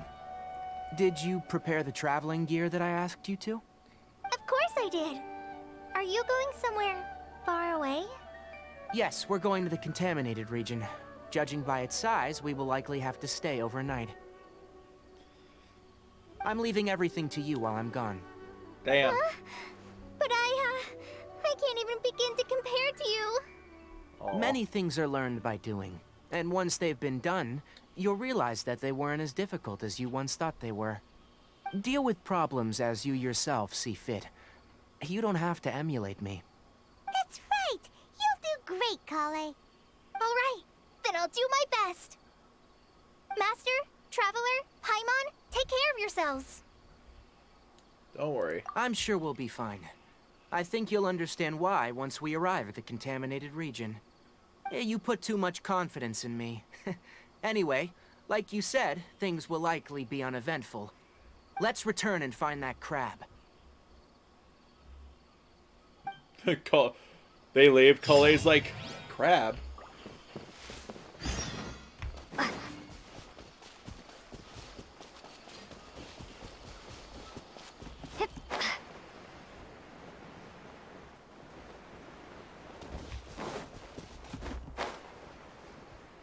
We go over, the crab wanted to touch one of the bombs, and it just blew up. And Tighnari, you know, I didn't think it'd get curious. That would be very silly. Oh, no. It reverted. Here. This should be... Huh? Where's the crab? It reverted to box. Did it secretly scuttle away? The traps weren't triggered, so it should still be here. Odd. Hey, buddy.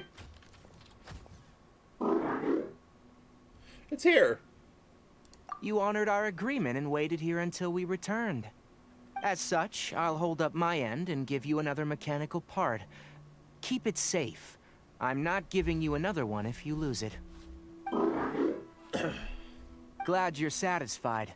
If you want more mechanical parts, take us deeper into the contaminated region. I want to see what happened there. What caused the Avidia Forest to become like this?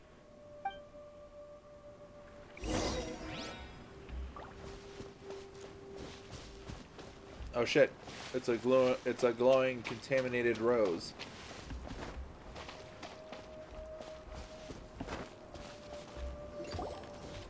So this is the contaminated region that everyone's been talking about.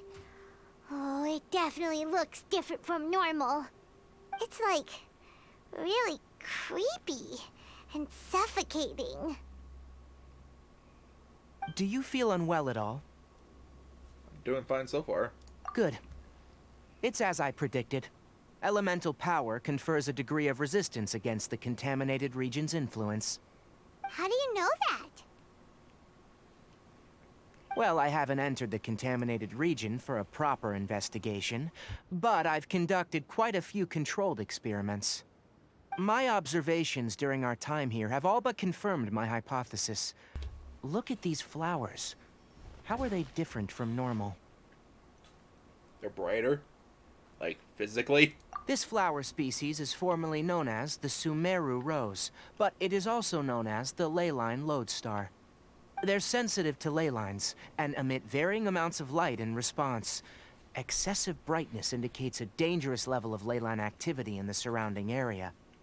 From the looks of things, the ley lines around here are already out of control. You're saying the contamination here is coming from ley lines? I can't confirm that right now, but I think that is the case. Let's take another look around and see if we can discover more clues.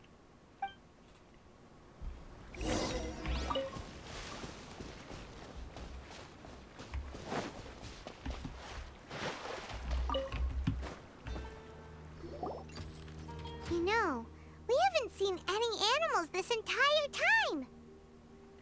The birds used to chirp really loudly, and there were a lot of foxes. The contaminated region currently appears to have a critical efflux of ley line energy, which is probably the root cause of the patient's cognitive disturbances. Some animals have keen awareness. They sensed something abnormal in this area and fled.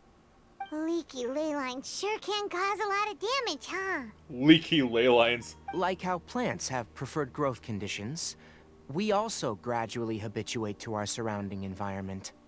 Climate, temperature, humidity, intensity of ley line energies. When people live under fixed conditions, they reach a sort of homeostasis with their environment. This equilibrium is broken when the surrounding environment abruptly changes, causing people's bodies to react in abnormal ways. If normal fluctuations in temperature occur, then our bodies automatically adjust. However, the average person cannot adapt to changes in ley line energy, and so they fall ill. Ah, I see. Then why are we okay? I'm not sure why you are, but she and I are fine because our elemental capabilities allow us to adapt to this kind of change. Of course, it's not a good idea to spend too much time in areas with concentrated ley line energy. The only one who can freely traverse this place is probably the mechanical crab. Tighnari, I don't know why you're fine, Paimon. It's certainly not because you're a floating little fairy being with starlight coming off of you. Totally not. That's about it for the investigation. Help me find an open space. I want to test something.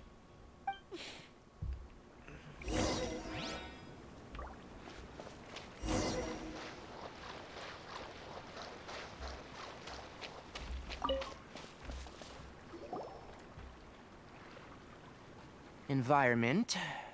No wind. Target parameters. Normal.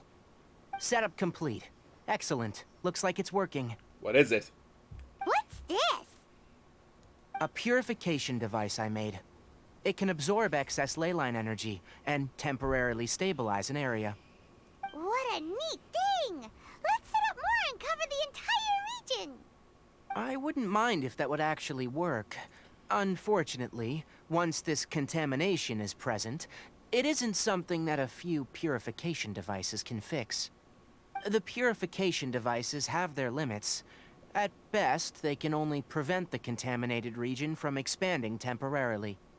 If we want to permanently eradicate the contamination from the ley line effluence, we'll need to tackle the source. At the heart of the contaminated region? That's right.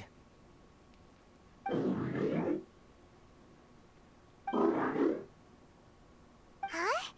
The mechanical crab is acting a little strange. Something's approaching. Assume defensive positions. So that's it. Now that the ley line energy has stabilized, the monsters that had left are starting to return. That's not a monster. Get rid of them quickly. Don't let them get close to the purification device. These aren't monsters. They're just animals. Scatter!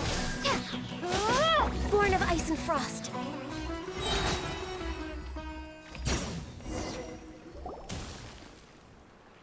Whew. That's all of them.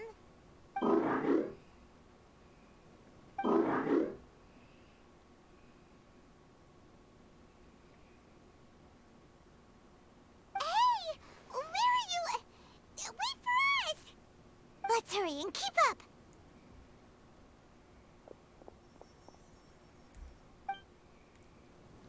The mechanical crab went that way. Let's keep up.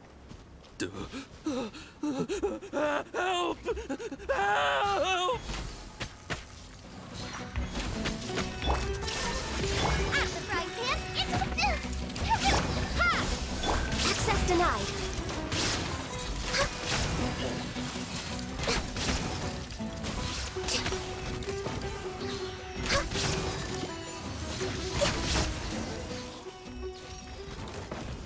Hello, Jasar.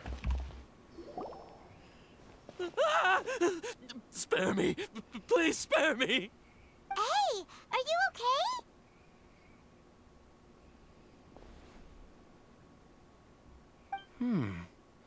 These injuries are superficial. Don't move. I'll patch you up.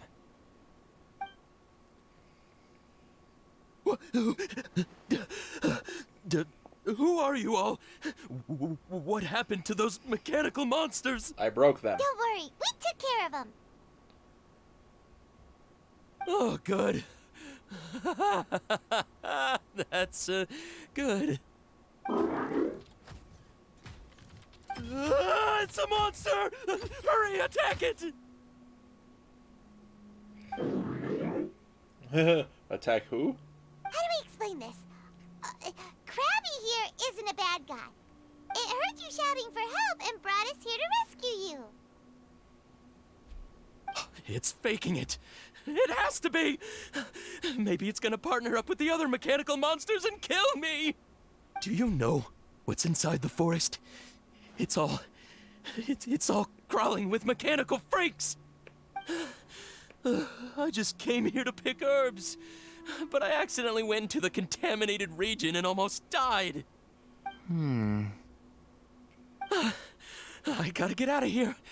Ah, yes. Yes. I have to escape. Man's losing it.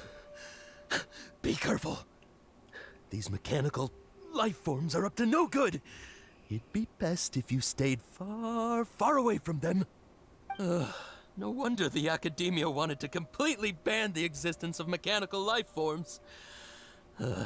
Those things should be annihilated! Are you okay? His inarticulate speech and bodily tremors indicate psyche disruption. He's been inside the contaminated region for too long. We've purified the ley line energy over there. Follow this path out and you'll soon see the village. When he gets to the village, someone will bring him to Kale for help. I already prepared medication that will return him to normal. It looks like it's expecting something. So, you think you did a good job and want a part as your reward, huh? It's so hard to understand. Alright. Regardless of what you're thinking, you did some real good this time. That's why I'll give you another mechanical part. Need any help with it? Guess not. Well, make sure to hang on to it. What was going through your owner's mind when he made you? I wonder. You're like a giant mechanical crab on the outside and a fluffy little hamster on the inside. And also, how do you feel about that person saying that you're as evil as the other mechanical life forms? Okay, it definitely doesn't understand you. What mean evil? It seems like it possesses limited understanding, only towards matters related to mechanical components. Help others to get parts, that's probably its thought process. As for why it, rather, its owner, is collecting so many components, I'm not sure. It's getting late. Let's set up camp for the night. We'll explore further tomorrow after a night's rest.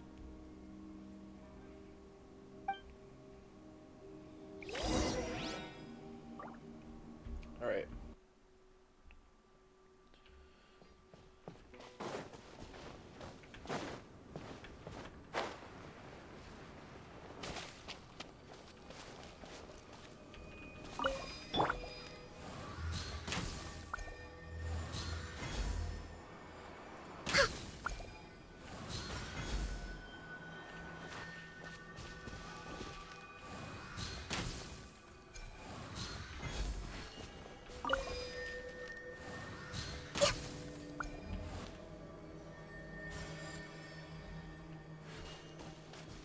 Oh, damn it. Was it because I did it out of order?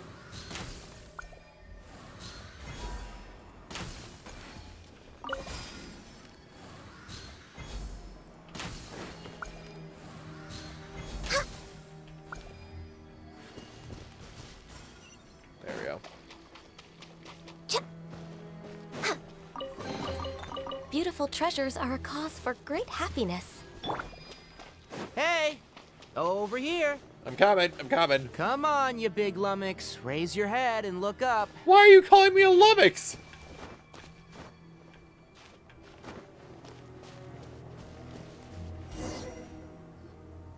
Let's set up camp here. a good spot. Oh. Any particular reason? This place is perfect to put up a big tent. Yes. Agreed. We can also set up a cooking pot and cook tons of delicious food. A very Paimon reason. You're not wrong. But the primary reason for choosing this place is because its higher elevation keeps us away from the water vapor below. Rainforests are very wet. You should always be careful when spending the night in damp places. For the next tasks at hand, let's divide and conquer. I'll set up the tent. You'll be in charge of making the fire, and Paimon will forage for edibles nearby. Leave it to Paimon. Paimon's a pro. Edibles. I'm ready to I'm not expecting that much. Just do what you can. Wow, what an insult. Thanks to Tighnari's guidance, you've safely started a fire. That's right. You can use rushes to start a fire in the wilderness. Their piths are relatively dry and can be readily set aflame. The downside is that they produce a lot of smoke. Traveler, Tighnari, Paimon couldn't find any food. Paimon didn't know that rainforest had so many interesting plants until we came here. There were all sort of weird-looking mushrooms, but Paimon didn't know which ones were edible.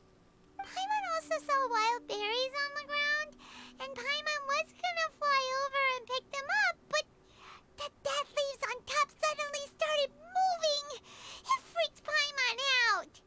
Those were probably dead leaf butterflies.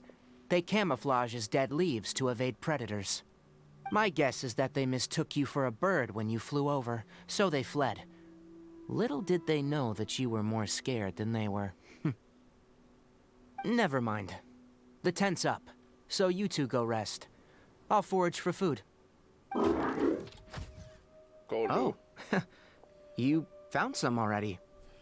You have my gratitude. Paimon understands it this time.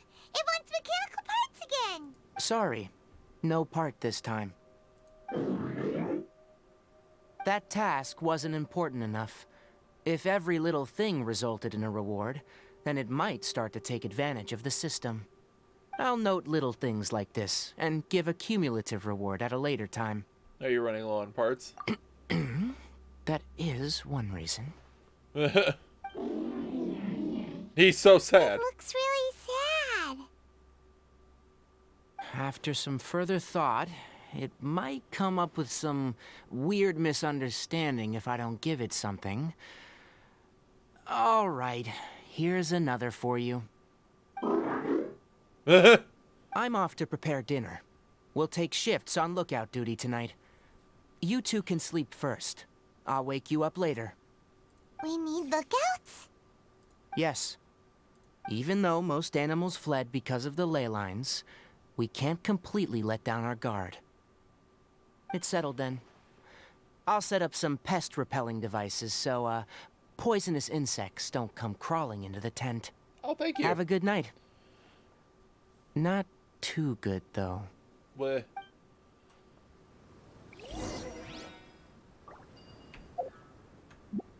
Oh yeah. Sorry, Gun, we're doing Tighnari's mission, so I gotta switch in Tighnari. Let's go gather some samples. You're still awake? Well, fine then, damn.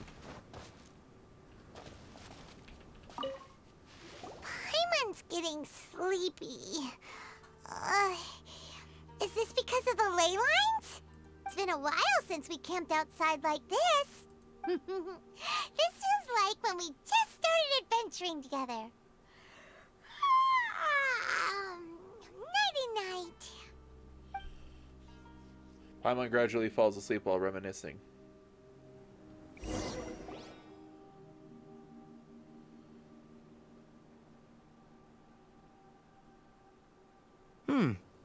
You're awake earlier than I expected. Did you sleep well? Very well. That's good. I was worried that you two wouldn't be able to sleep, so I used 2 of my homemade incenses. Don't worry. They're made from all natural ingredients. They have a light fragrance and aren't harmful to the body. Speaking of which, have you seen the crab? No. It was scampering around over there just now, but I don't know where it went. Are you wary of it? So you can tell. My suspicion is less towards the crab and more directed to its unrevealed owner. A ley line effluence of this magnitude occurred without any warning. Someone probably disrupted the natural flow of the ley lines. Until we fully understand the situation, take extra caution. The academia has banned mechanical lifeform research for years, so the origin of these creatures is very suspect. The academia previously conducted research on mechanical lifeforms? Topics related to mechanical lifeforms were popular in the Sponta mod for a time. Some of my juniors had also thrown themselves into such research. They proposed an intriguing idea. Use our knowledge to create a new and practical lifeform that could help humanity conquer nature. No. However, no matter which modules or parts are installed, a machine is innately a construct that receives and executes commands. They can never possess self-awareness like us or other living organisms. In their pursuit to discover the differences between mechanical and biological life forms, zealous researchers performed unregulated vivisections and other absurdly cruel experiments on animals. Research on mechanical life forms was thus banned. The irony is that the researchers became even more impetuous afterward. Who knows? Maybe the subject will be unbanned in a few years. Do you not like this area of research? That's a difficult question to answer. I am interested in the topic of mechanical life, but I don't like the researchers' attitudes. Because the conquest of nature is bad? It's just my personal opinion. My ancestors and the Veluca Shuna of the desert coexisted together and supported one another.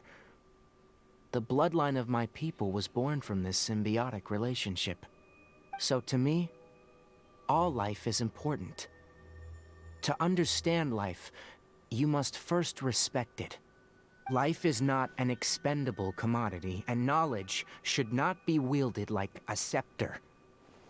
These are the points of contention I have with some researchers, and why I left the academia. Once you start placing yourself above other life forms, I mean, what kind of results do you expect to get from researching pure life with impure intentions? I understand what you mean. Really? Well, I'm glad to hear it.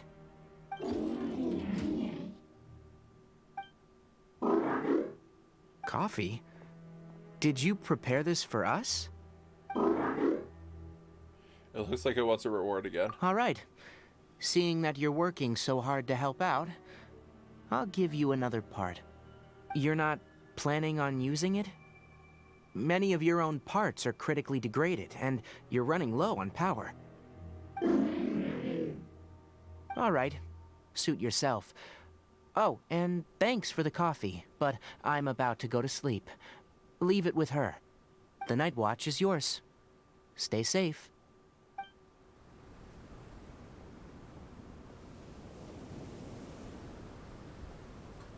Time goes by ever quicker.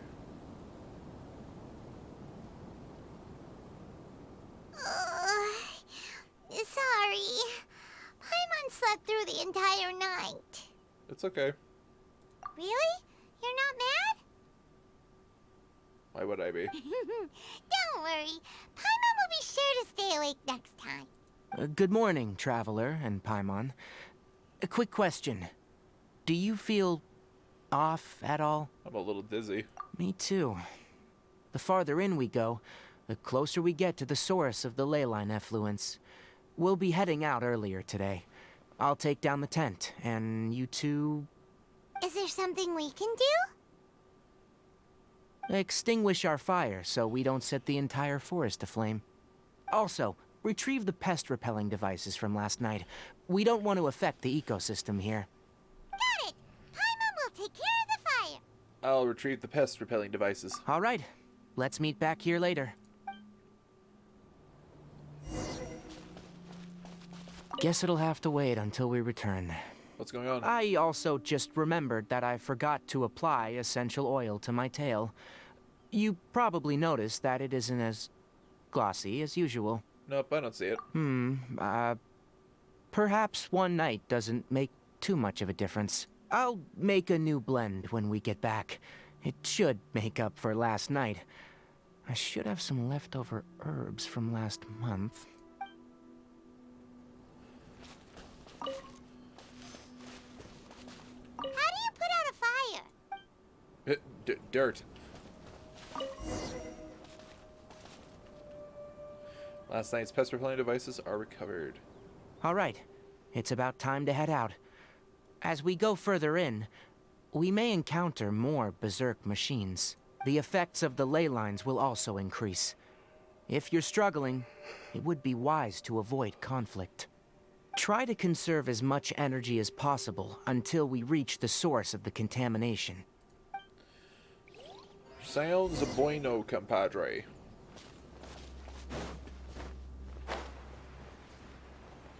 As I thought, the closer we get to the contamination source, the more mechanical monsters that appear. There is no escape! Who do you think you are?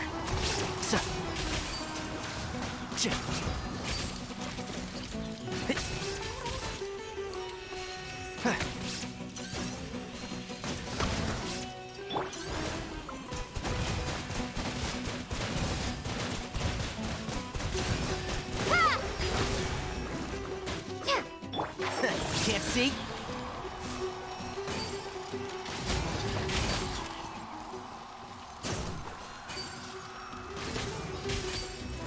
Keep up. Out of the frying pan. Illusion shattered! 1 second, folks. I'm back. Sorry about that. I was talking to my sister. Oh, Tighnari's down. That's what happened. Shit. Nope. Can't do that because you're unconscious.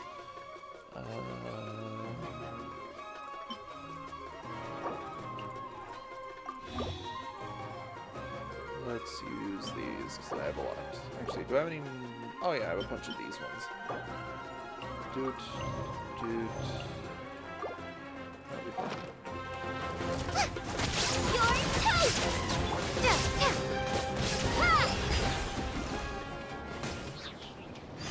Bit of a waste.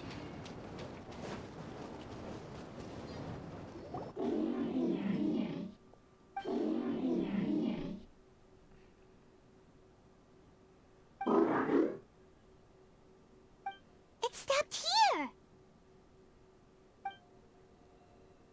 Upon closer inspection, the plants here are really different. Leyline energies are also stronger here. This may be the place we've been looking for. Ready yourselves? We're going in. The churlish chase. Let's go save him. What? Alright, so since Tighnari is probably going to be given to me as a trial character, I will put Ganyu back on the team. Time to begin work? And if he's not put on the team, I'm going to be very surprised. Cool.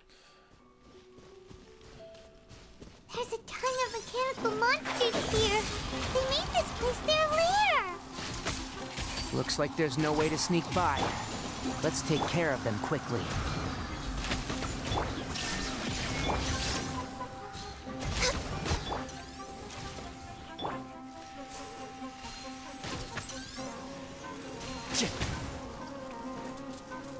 One with the force.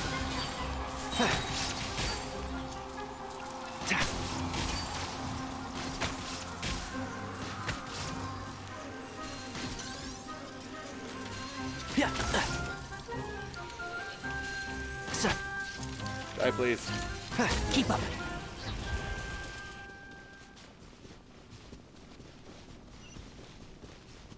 Oh, that looks not bueno.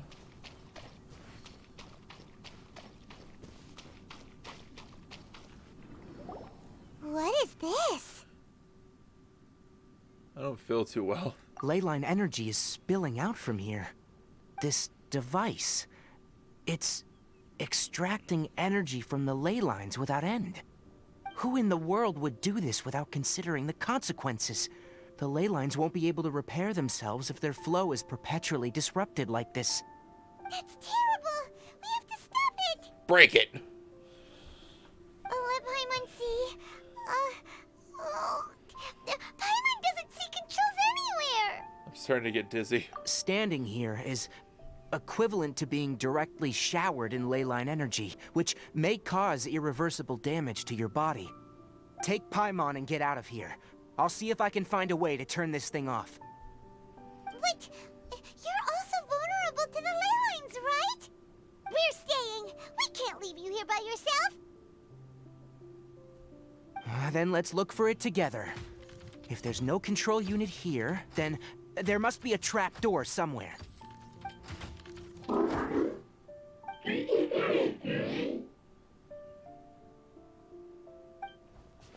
know where it is? Hey, wait for us! Follow the bot.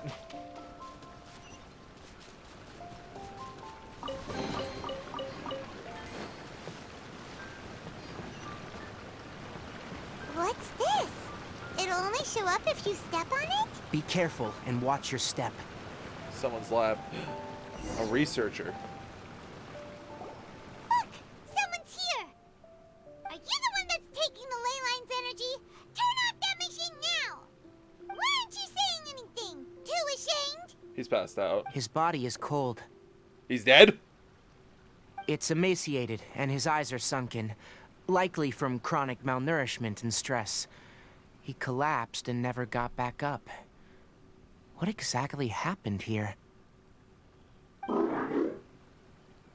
Almost forgot about you. Here. This is the last one. What is it doing? I'm not sure. Judging by this room's layout, this place was a laboratory. We should find a repository of research documents if we keep going. The file room will definitely give us some clues, so let's go take a look. Maybe we can piece together what happened here. Are we not going to talk about the dead body? No? Alright.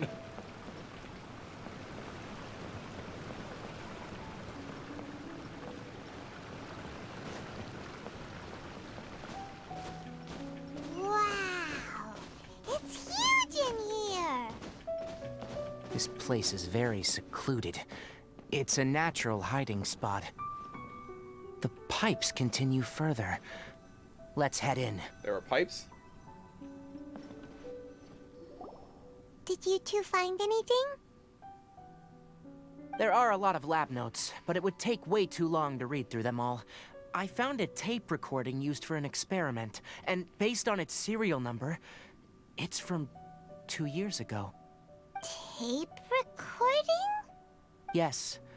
The Spontamod created a device that visually records experiments and consolidates the final production into a tape. However, these devices are expensive to make and aren't entirely stable. That's why they are only used in some laboratories and do not see wider usage. Come on, let's watch it. Hold on, let me figure out how to play the tape. Okay, this should do it. After inserting the tape, the projector gradually Kakata? begins. Kakata? Seriously, I look away for 1 second and you're gone?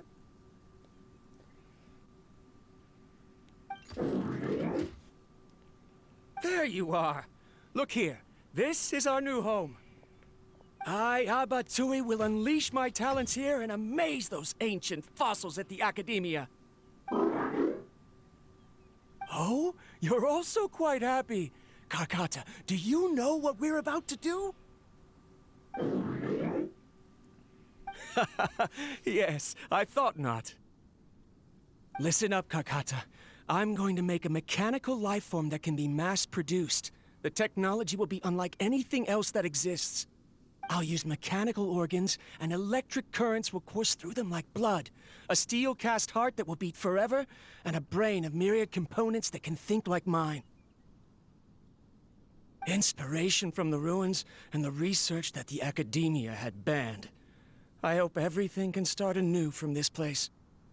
When you can understand our language and live among us, you will no longer be a boring machine, but a truly living being.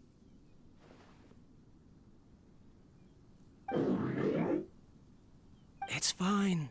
You will understand. One day, you will understand me.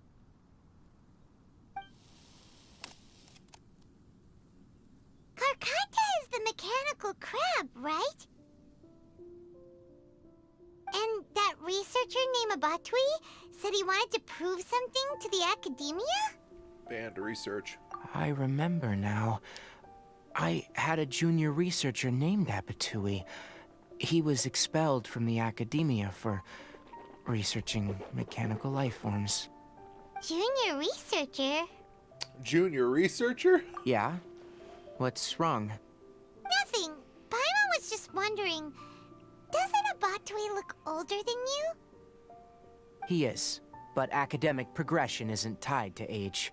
I finished my studies a while ago, so subsequent students generally considered me as their senior. Oh. Of course, age can be an issue. For a while, people, always dragged me into pictures. I felt like some kind of animal on display. That isn't important. Let's go and see if we can find other tape recordings.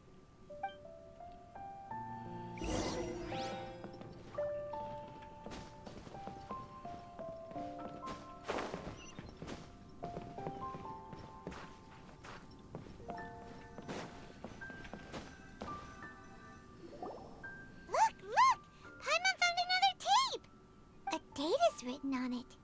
Let Paimon see. It's from a half a year ago! That's quite the time gap. I wonder what happened in between. Murders. After inserting the tape... It's rare that you malfunction because of an operational error. Seems that making coffee is still somewhat difficult for you. Or is there an issue with my set parameters?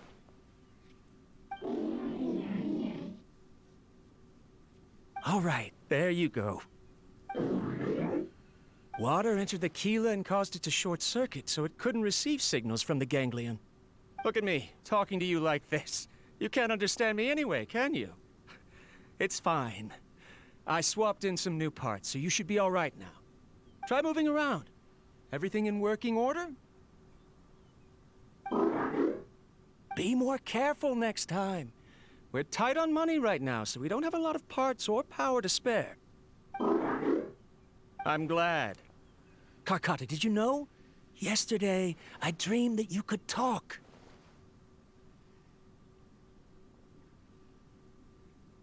Aren't the bunch at the academia always saying things like, mechanical intelligence is just an extension of statistics? They were blown away when they saw us talking with each other.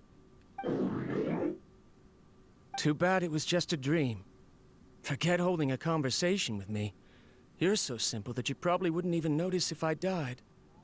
Oh, wow. Never mind. I should probably be worrying about next month's power. The recording ends here.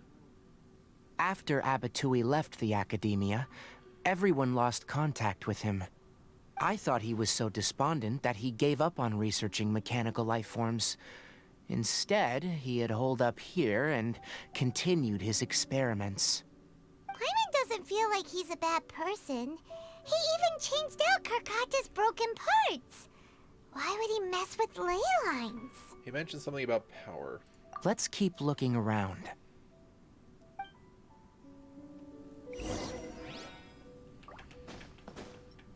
I can't climb that. I thought I was dead.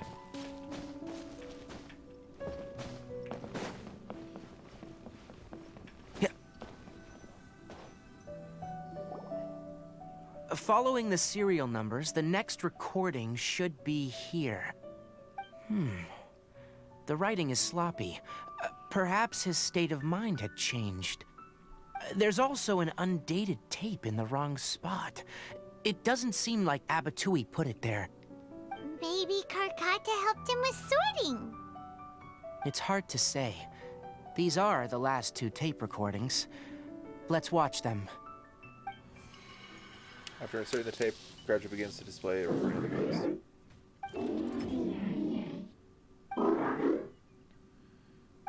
Sorry, Karkata. I was just thinking about something. Today might become a special day.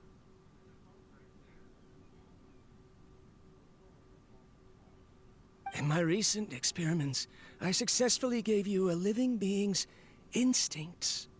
When you're low on power, or if one of your parts is damaged, you will prioritize your survival command and proactively recharge or replace your parts. That is a very dangerous thing. And today, I did something even more dangerous. What? I've officially activated the 3rd generation ley line extractor. The ley lines will serve as our power source from now on. Conducting research on mechanical life forms requires a large amount of power. Even if I scrimped and saved, the more I have wouldn't last for long. I'm also getting tired, Karkata. I don't know what's driving me to continue with this research anymore. They say that even if it simulates the operation of a living creature's organs, a machine is still an ice-cold tool. I want to prove them wrong. I want to turn you into a living, breathing, and talking being. I'm not talking about anything cheerful, Karkata. Modules for language, emotion, and movement. I've been working my absolute hardest to augment and refine your functionalities, but I've never seen an effective response. You are my finest success, but even you can't understand me. All you can do is execute limited responses based on preset commands or keywords. Karkata, I wish you could speak to me, even just once.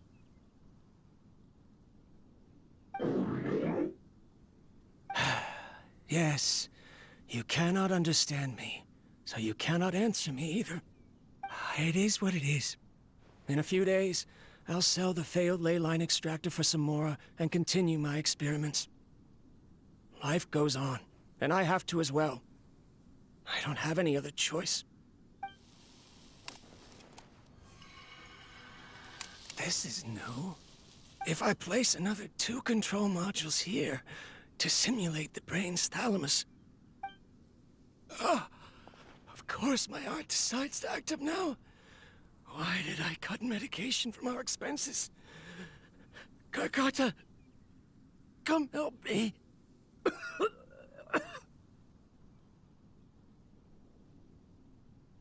Strange. I feel weak. Oh no, I have to shut down the extractor. Shut it off. If we let them recharge indefinitely, they'll go out of control.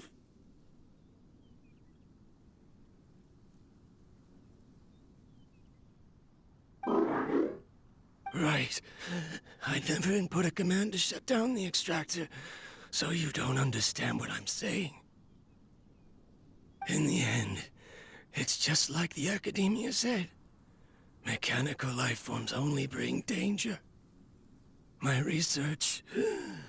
Was there any point to it at all?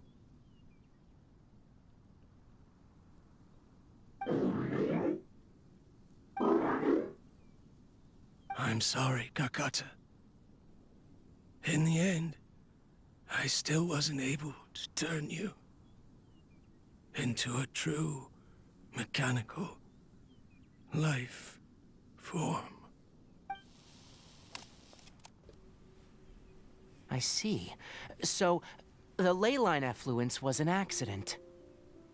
After Abatui's unexpected death, the mechanical monsters were driven by their instincts and continuously drew out power from the ley line extractor. This eventually resulted in severe damage to the ley lines. Then Karkata... Paimon understands.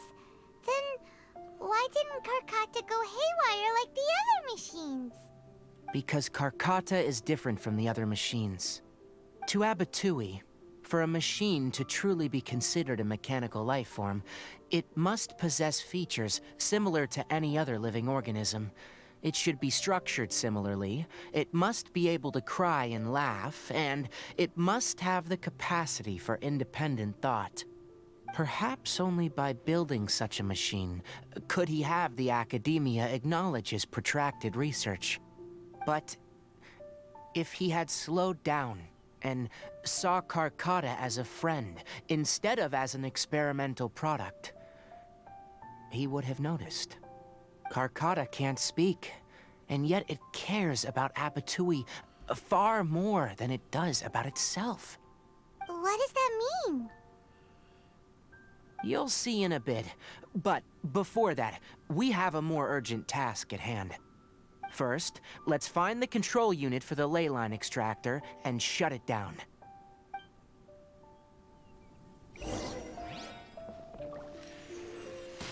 Damn it.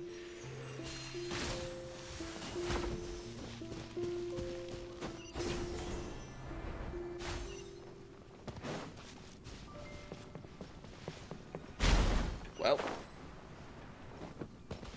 More of this transparent flooring. It feels like a maze.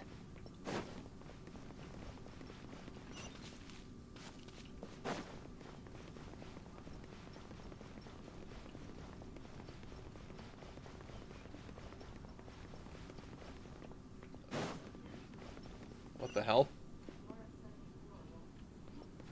A tree?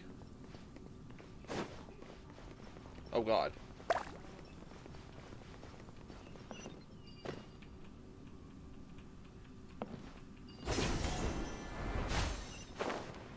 Oh. Below us is the final room. The control unit is likely in there. The way ends here. Wanna try jumping down? That wasn't right. I hear everything. Boba, get them!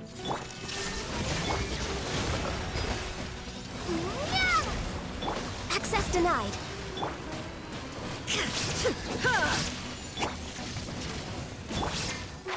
Can't see?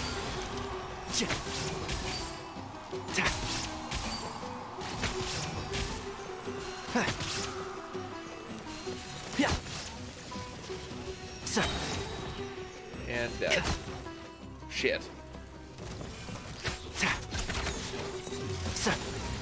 And shroud.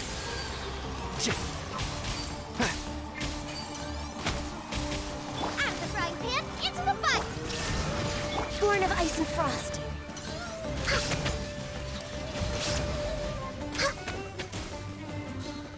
I missed. I really overshot there. Holy shit. Oh god. Okay. Shine down. Boba, get them!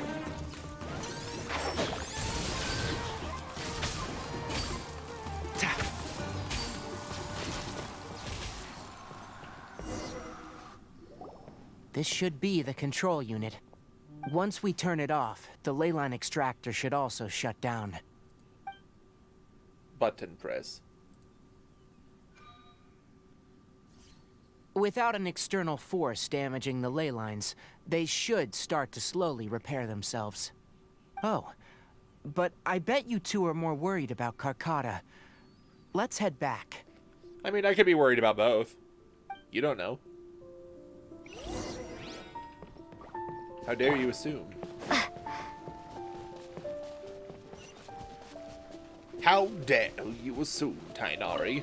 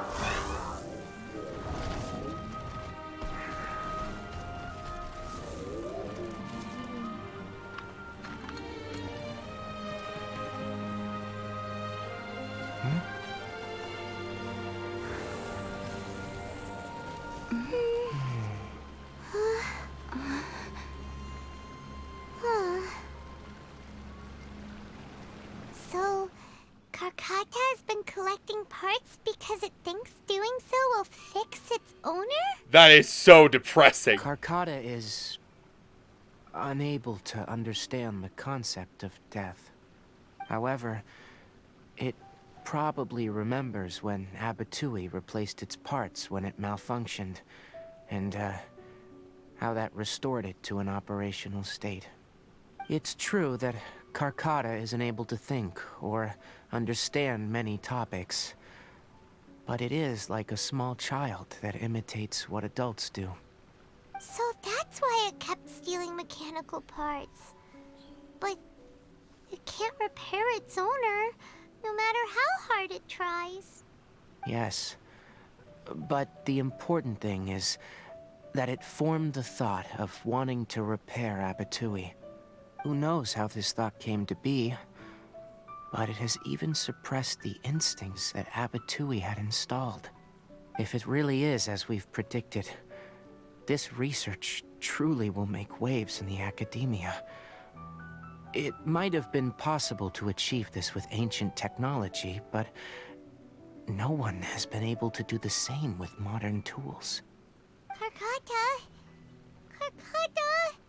Can you hear Paimon? Tighnari says you're awesome! It's not responding. It reached its limit. It hasn't recharged this entire time, nor has it replaced its severely damaged parts. It's truly a miracle that it managed to hang on for so long. I'm gonna go confirm that the ley line extractor has shut down. Come with me. Let them be alone for a while. That is so sad. Before you lies a non-operational Carcotta and a lifeless Abatui. I want to pet Carcotta's shell.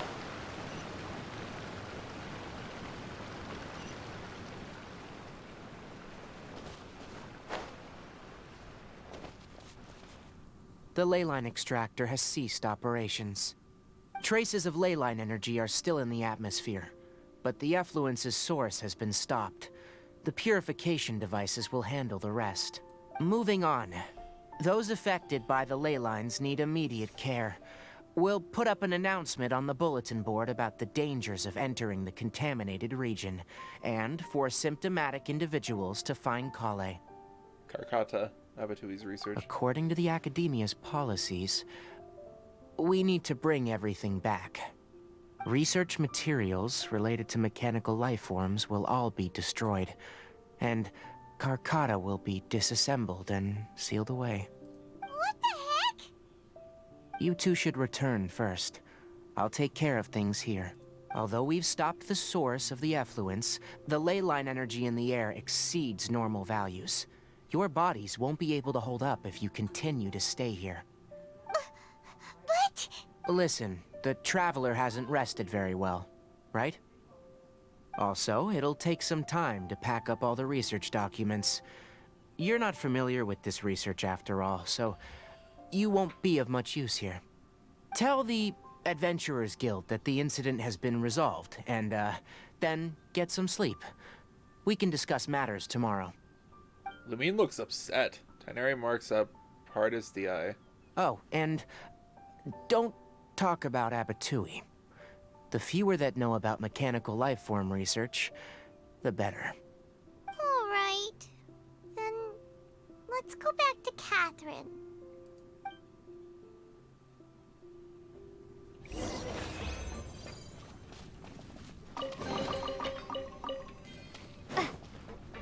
Why are you still here? I'll take care of this.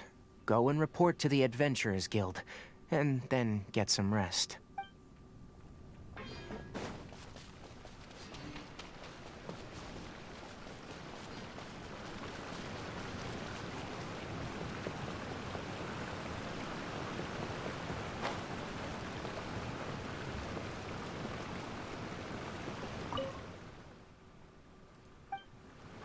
Goodbye, Carcotta.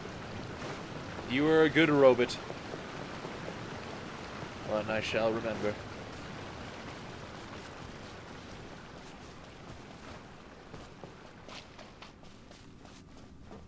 God, that was fucking sad. It was like a sad puppy dog trying to make its owner wake up.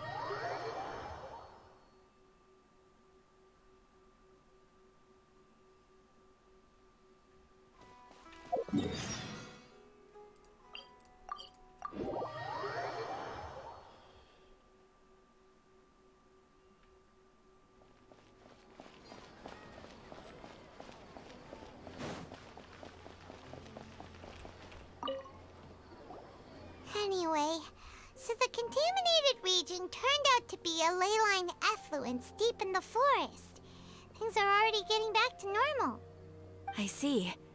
Thank you for your hard work.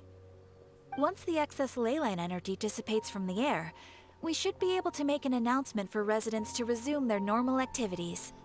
This is the stipulated reward. Please accept it. After leaving the Adventurers Guild, Paimon takes you to a quiet place. Is Karkata going to be sent back to the academia? It's already damaged, but Paimon feels sad thinking about it getting disassembled. Me too. Oh, then how about we find Tighnari tomorrow and ask him not to do that? Paimon really wants to go right now, but Tighnari said that we would discuss matters tomorrow.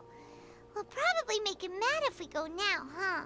Probably. Alright then, we'll find Tighnari tomorrow and tell him not to disassemble Karkata.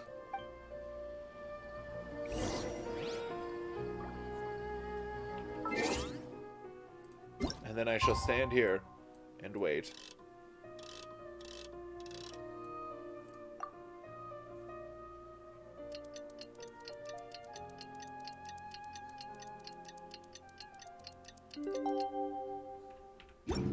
Holy shit. How are you feeling?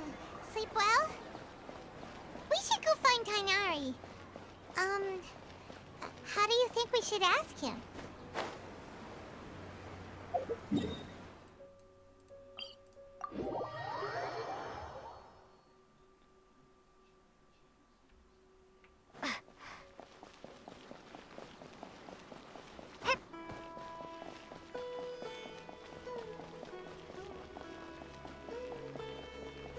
Kemia.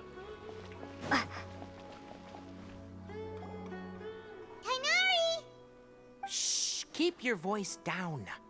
The lilac daphne, a daphne of the genus Thameliaceae, has a strong anticonvulsant effect. It can also be made into an anesthetic powder. Extrapolating from these two data sets, it would be particularly potent against Piscine species. Hey, make sure you're getting all this down. Huh? Karkata? I thought I told you all to keep your voices low. Plants aren't afraid of noise, but your shouting is making my ears ring. You didn't disassemble Karkata? Why would I do that? But Paimon thought you said, according to the Academia's policies... So that's why you two barged in like barbarians at this hour. Fine. I suppose I wasn't clear enough about this yesterday. What I meant was, according to the Academia's policies, all products of research must be destroyed.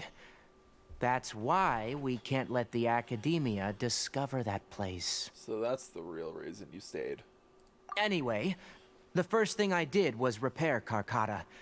During my time at the Academia, I took an elective course at the Spontamod. Who knew it would prove useful one day? We then buried Abatui together. After organizing the research materials, I kept some as a souvenir. Most of it was burned to hide the evidence. I'm not with the Academia, so what do their policies have to do with me? On the other hand, I am the Forest Watcher of the Avidia Forest. I have a duty to protect all life in the forest. All life brought forth in this world has meaning, and Karkata is no exception. If it exists, then it shouldn't be carelessly abandoned or destroyed. That's great! Wait, you just said life form. You recognize Karkata as a true living being now? The possibility exists is all. It's hard to explain Karkata's efforts to repair Abatui. Abatui only left behind a small portion of his research. Who knows how many commands he installed? Maybe a conflict between all those commands resulted in this sort of behavior. From a more rigorous perspective, it is impossible to conclude that Karkata is a real life form. But the possibility exists. I am willing to believe in that. By the way, I'm not interested in continuing research on this subject. I'm just letting it hang out here because this place is relatively secluded. But as things stand now, it wouldn't be a bad idea to make it my research assistant. At the very least, it can record my experiments. What do you think? Nice. The unanswerable problems. Cool. Also, I haven't grabbed any Padisaras in a bit.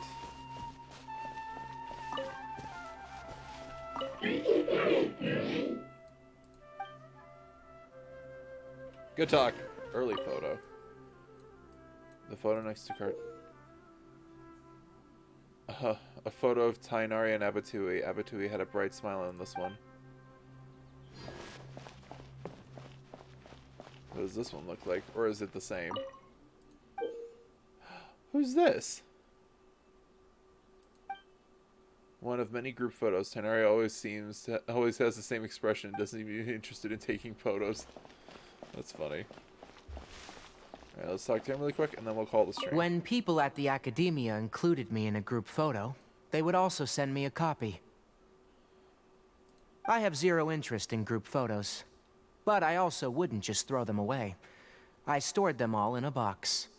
After coming back yesterday, I looked through them and found one with Abatui.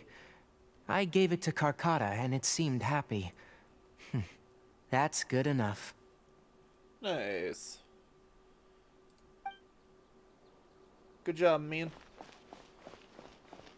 Alright. And with that, we shall call today's stream here. Alright, YouTube, that's going to be it for today's episode. Tell me in the comments what you think about today's episode. Fucking anytime Ito shows up, I'm just like, oh, this is going to be a slight party. This is going to be funny. I don't know if Ito will ever win a Beetle battle without my help. I also like how Ito was like, Paimon will fight you, Shinobu, so that we can stay. And Paimon's like, yeah, sure. Nah. It's so fucking funny to me. So many good expressions, too. I also like that Shinobu is Yanfei's junior when it comes to, like, law, I suppose you could say. Very fun event. And then, of course, we dive into Tighnari's event, which had some interesting implications about mechanical life. I don't really have much else to say on it, but I'm glad that Tighnari didn't end up, like, turning in our crab friend, as well as, like, letting him sort of... Karkata, that's his name.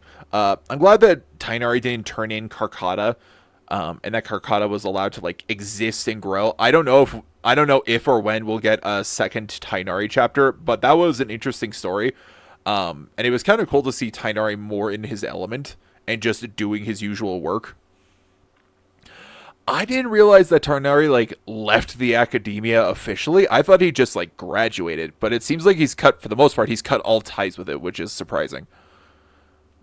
But yeah, I hope you all enjoyed today's episode. I hope you all have a good night and good day wherever you may be. And don't worry about your spot here at the tavern. We'll keep it open for you. Bye, folks, and I'll see you in the next one.